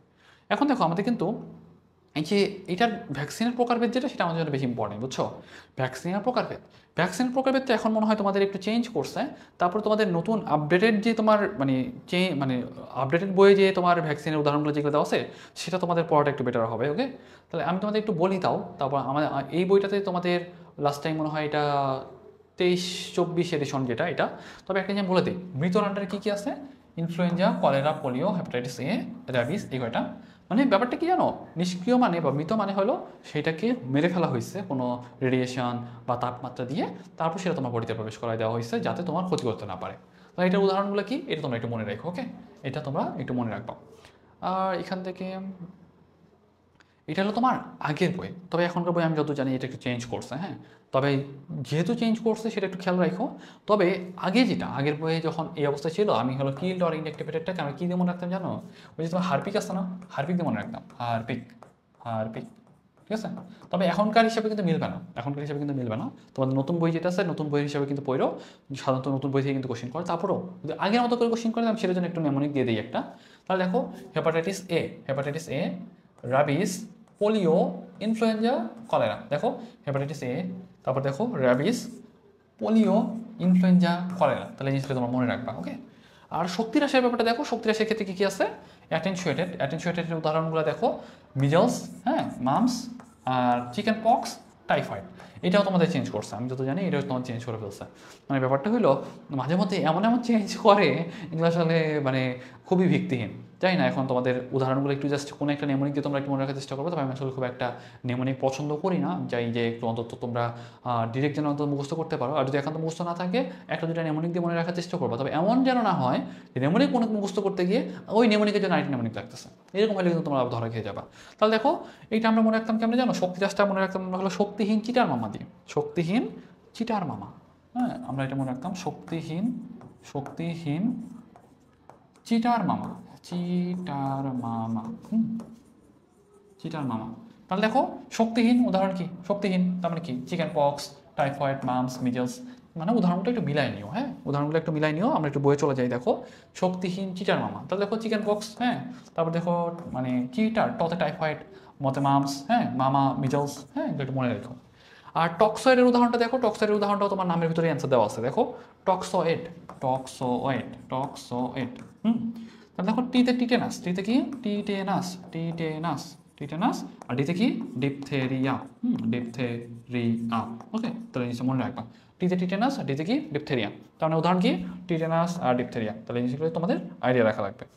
সামনে চলে আসো, সাব ইউনিটের উদাহরণগুলো কি এটা একটু দেখো। সাব ইউনিটের উদাহরণ তোমার হেপাটাইটিস বি আর হিউম্যান প্যাপিলোমা ভাইরাস, এটা একটু তোমরা আইডিয়া রাখবা, তোমাদের জন্য মোস্ট ইম্পর্টেন্ট। আর কনজুগেটের উদাহরণ কি হিমোফাইলাস ইনফ্লুয়েঞ্জা টাইপ বি, এটা তোমাদের একটু মনে রাখতে হবে। আর ডিএনএ ভাইরাসগুলো তো তোমরা জানোই, ডিএনএ ভাইরাসের উদাহরণগুলো। ওকে, তাহলে সহজ কথা, তোমাদের আপডেটেড বইয়ে যা আছে ওইটার উদাহরণ যেমনে পারো ধৈর্য বাইন্দে, দরকার পড়লে পানিতে গুলো খাই ফেলবা, বুঝতে পারছো? কষ্ট করে হলেও মুখস্থ করতে হবে, কারণ এগুলো তো আসলে বোঝানোর কিছু নাই। যেটা বোঝানো দরকার সেটা কিন্তু আমরা অলরেডি বুঝাই ফেলছি। তার মানে এই পার্টটা যেটা, সেটা কিন্তু তোমাদের একটু কষ্ট করে হলেও মনে রাখতে চেষ্টা করতে হবে। ওকে, সামনে চলে আসো। এখন দেখো যেটা বলতেছিলাম যে আমাদের টিকা তৈরি কৌশল, টিকা তৈরি কৌশল তো জানোই যে মাঝে মধ্যে মানে বিভিন্ন টাইপের আসলে টিকাগুলো তৈরি করা যায়। যেমন একটা মানে ব্যাকটেরিয়াকে বা ভাইরাসকে আমি নিষ্ক্রিয় করে তারপর তোমার বডিতে প্রবেশ করাই দিলাম, অথবা তোমার রিকম্বিনেন্ট ডিএনএর মাধ্যমে তৈরি করলাম, যে কোনোভাবেই তৈরি করা সম্ভব। তবে আপাতত এই জায়গাটা তোমাদের খুব একটা পড়ার মতো কিছু নাই। ভ্যাকসিনেশন প্রসেসটাও তোমরা জানো যে বিজ্ঞানী এডওয়ার্ড জেনার সর্বপ্রথম মানে গুটি বসন্তের ভ্যাকসিন যেটা সেটা আবিষ্কার করছিলেন, দ্বিতীয় জেনারেশন ভ্যাকসিন বলা হয়। এটা তোমরা একটু আইডিয়া রাখো, এখান থেকে আর কিছু আমাদের প্রয়োজন নাই। দেখো মানব দেহে কিন্তু দুইভাবে অ্যান্টিবডি তৈরি হতে পারে। কয়ভাবে অ্যান্টিবডি তৈরি হতে পারে? দুইভাবে অ্যান্টিবডি তৈরি হতে পারে, একটা অসুস্থ হলে আর একটা ভ্যাকসিন নিলে। তাহলে এই জিনিসটা একটু তোমরা আইডিয়া রাখবা। আর এখান থেকে একটা জিনিস একটু দেখো যে আমি যদি বলি যে কিছু ভ্যাকসিন আছে যেগুলো মিশ্র ভ্যাকসিন হিসেবে কাজ করে। কী হিসেবে কাজ করে?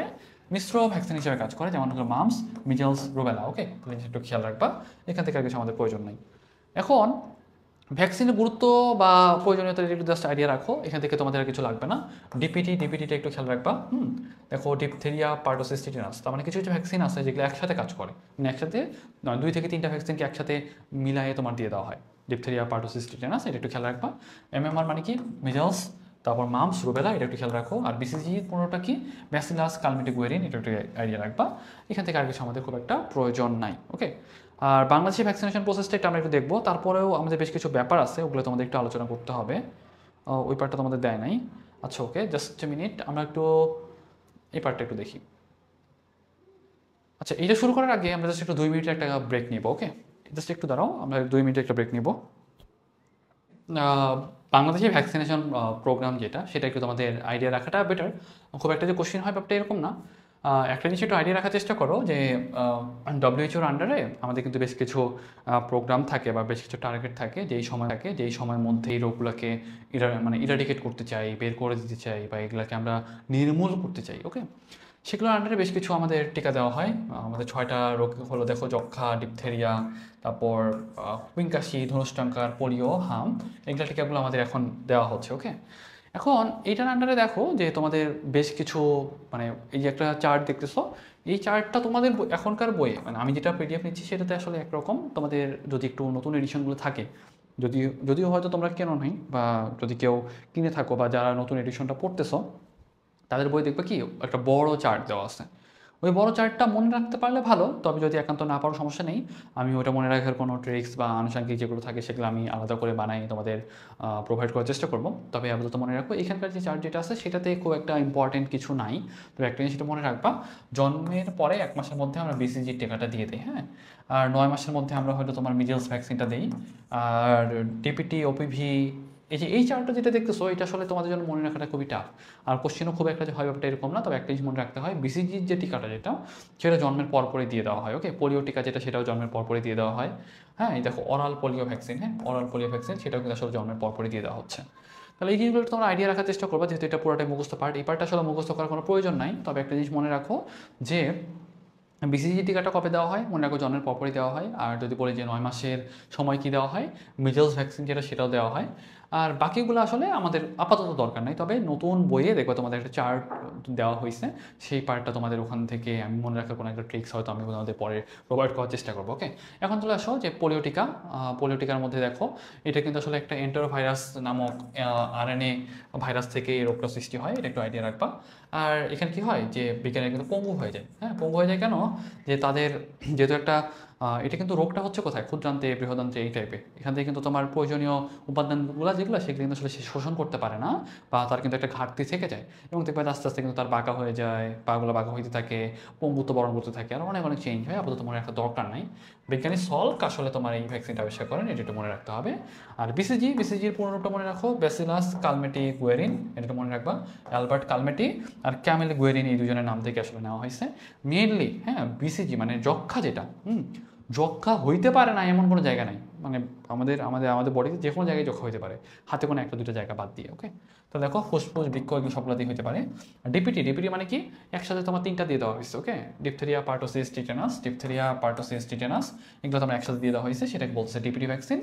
আর এটা মেইনলি হলো corynebacterium diphtheria, clostridium tetani toxin আর হোপিং কাশির জন্য দায়ী হলো তোমার ব্যাকটেরিয়ার কোষকে একসাথে নিষ্ক্রিয় করে তারপর দেওয়া হয়েছে। একটু জাস্ট একটু রিডিং দিয়ে নিও। আর সামনে চলে আসো, এই পার্টটা আসলে কীভাবে কাজ করে সেই পার্টটা তোমাদের একটু বলে দিই। তোমাদের কিন্তু আমি শুরুতেই বলছিলাম যে আমরা কিন্তু এই পেজটা দেখলেই আমরা মোটামুটি বুঝতে পারবো। তারপর একটু তোমাদের পেজটা দেখাই।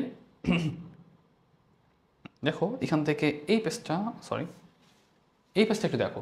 প্রথমে কিন্তু আমাদের ম্যাক্রোফেজটা, মানে ম্যাক্রোফেজটা কিন্তু ওই ব্যাকটেরিয়াকে খেয়ে ফেলছিল। তারপর কিন্তু ওই ম্যাক্রোফেজটা ওই ব্যাকটেরিয়াটা কিছু একটা পার্ট নিজের কাছে রেখে দিছে।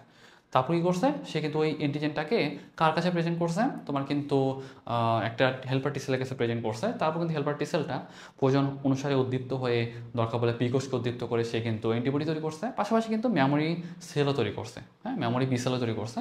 আর যদি প্রয়োজন হয় সে কিন্তু টি সেলকে উদ্দীপ্ত করে, সেখানে কিন্তু মেমোরি টি সেল উৎপন্ন করতে পারে।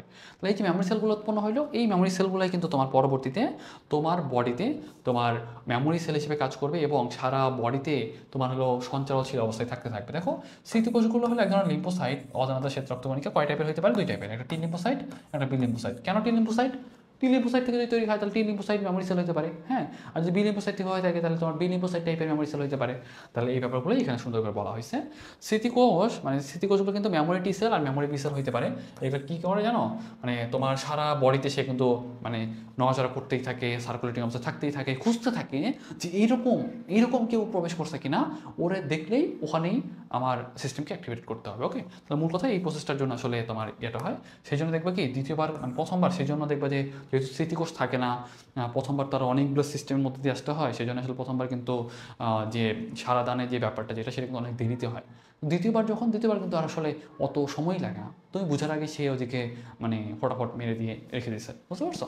এই হলো মূল কথা। একটু সামনে চলে আসো, এখান থেকে আমাদের কিছু নাই।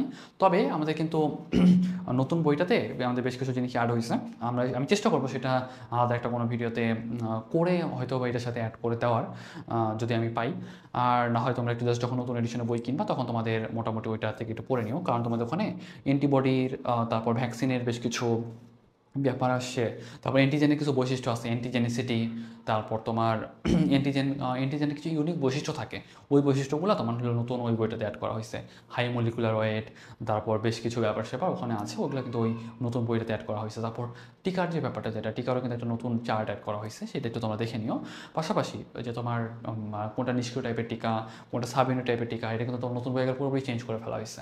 তাহলে এই জিনিসটা আমি চেষ্টা করবো যদি পারি তাহলে এই ভিডিওর সাথে অ্যাড করে দেওয়ার, আলাদা করে রেকর্ড করে। আর যদি একান্ত না পাই, বা আমি যদি পাইতাম এখন, বা বইটা পেলে আমি হয়তো এখনই অ্যাড করে দিতে পারতাম, তবে তোমরা জাস্ট ওটা একটু ইনশিওর করো যে ওটা তোমরা একটু পুরো নিচ্ছ, একটু নিজ দায়িত্ব। ওকে, সো আমরা মোটামুটি আমাদের এই চ্যাপ্টার অলমোস্ট শেষ। আশা করি তোমাদের এই চ্যাপ্টারটা মোটামুটি ভালোভাবেই কমপ্লিট করাইতে পারছি। এবং মোস্ট ইম্পর্টেন্ট যে পার্ট, যেটা প্রথম প্রতিরক্ষা স্তর, দ্বিতীয় প্রতিরক্ষা স্তর এবং তৃতীয় প্রতিরক্ষা স্তর, মেইনলি তৃতীয় প্রতিরক্ষা স্তরটাতে বেশ কিছু কঠিন কনসেপ্ট আছে যেগুলো আসলে একাডেমিক আমরা বুঝে আসি না এবং আমাদের কোচিংয়েও ক্লিয়ার করতে চাই না কখনো। এবং তোমাদের জন্য যতটুকু দরকার এখন তো সেভাবে আসলে কমপ্লিট করার চেষ্টা করছি। আই থিঙ্ক তোমাদের অন্তত সেই ব্যাপারটা ক্লিয়ার। ওকে, তারপর যদি কারো কোনো কোশ্চেন থাকে গ্রুপে একটু জানাও, অথবা আমাদের কমেন্ট সেকশনে একটু জানিয়ে রাখো, আমি চেষ্টা করবো তোমাদের অন্তত অ্যান্সারগুলো দেওয়ার। তাহলে মোটামুটি আমাদের ক্লাস এখানেই শেষ করতে পারি। ওকে, so thank you everyone. Assalamualaikum.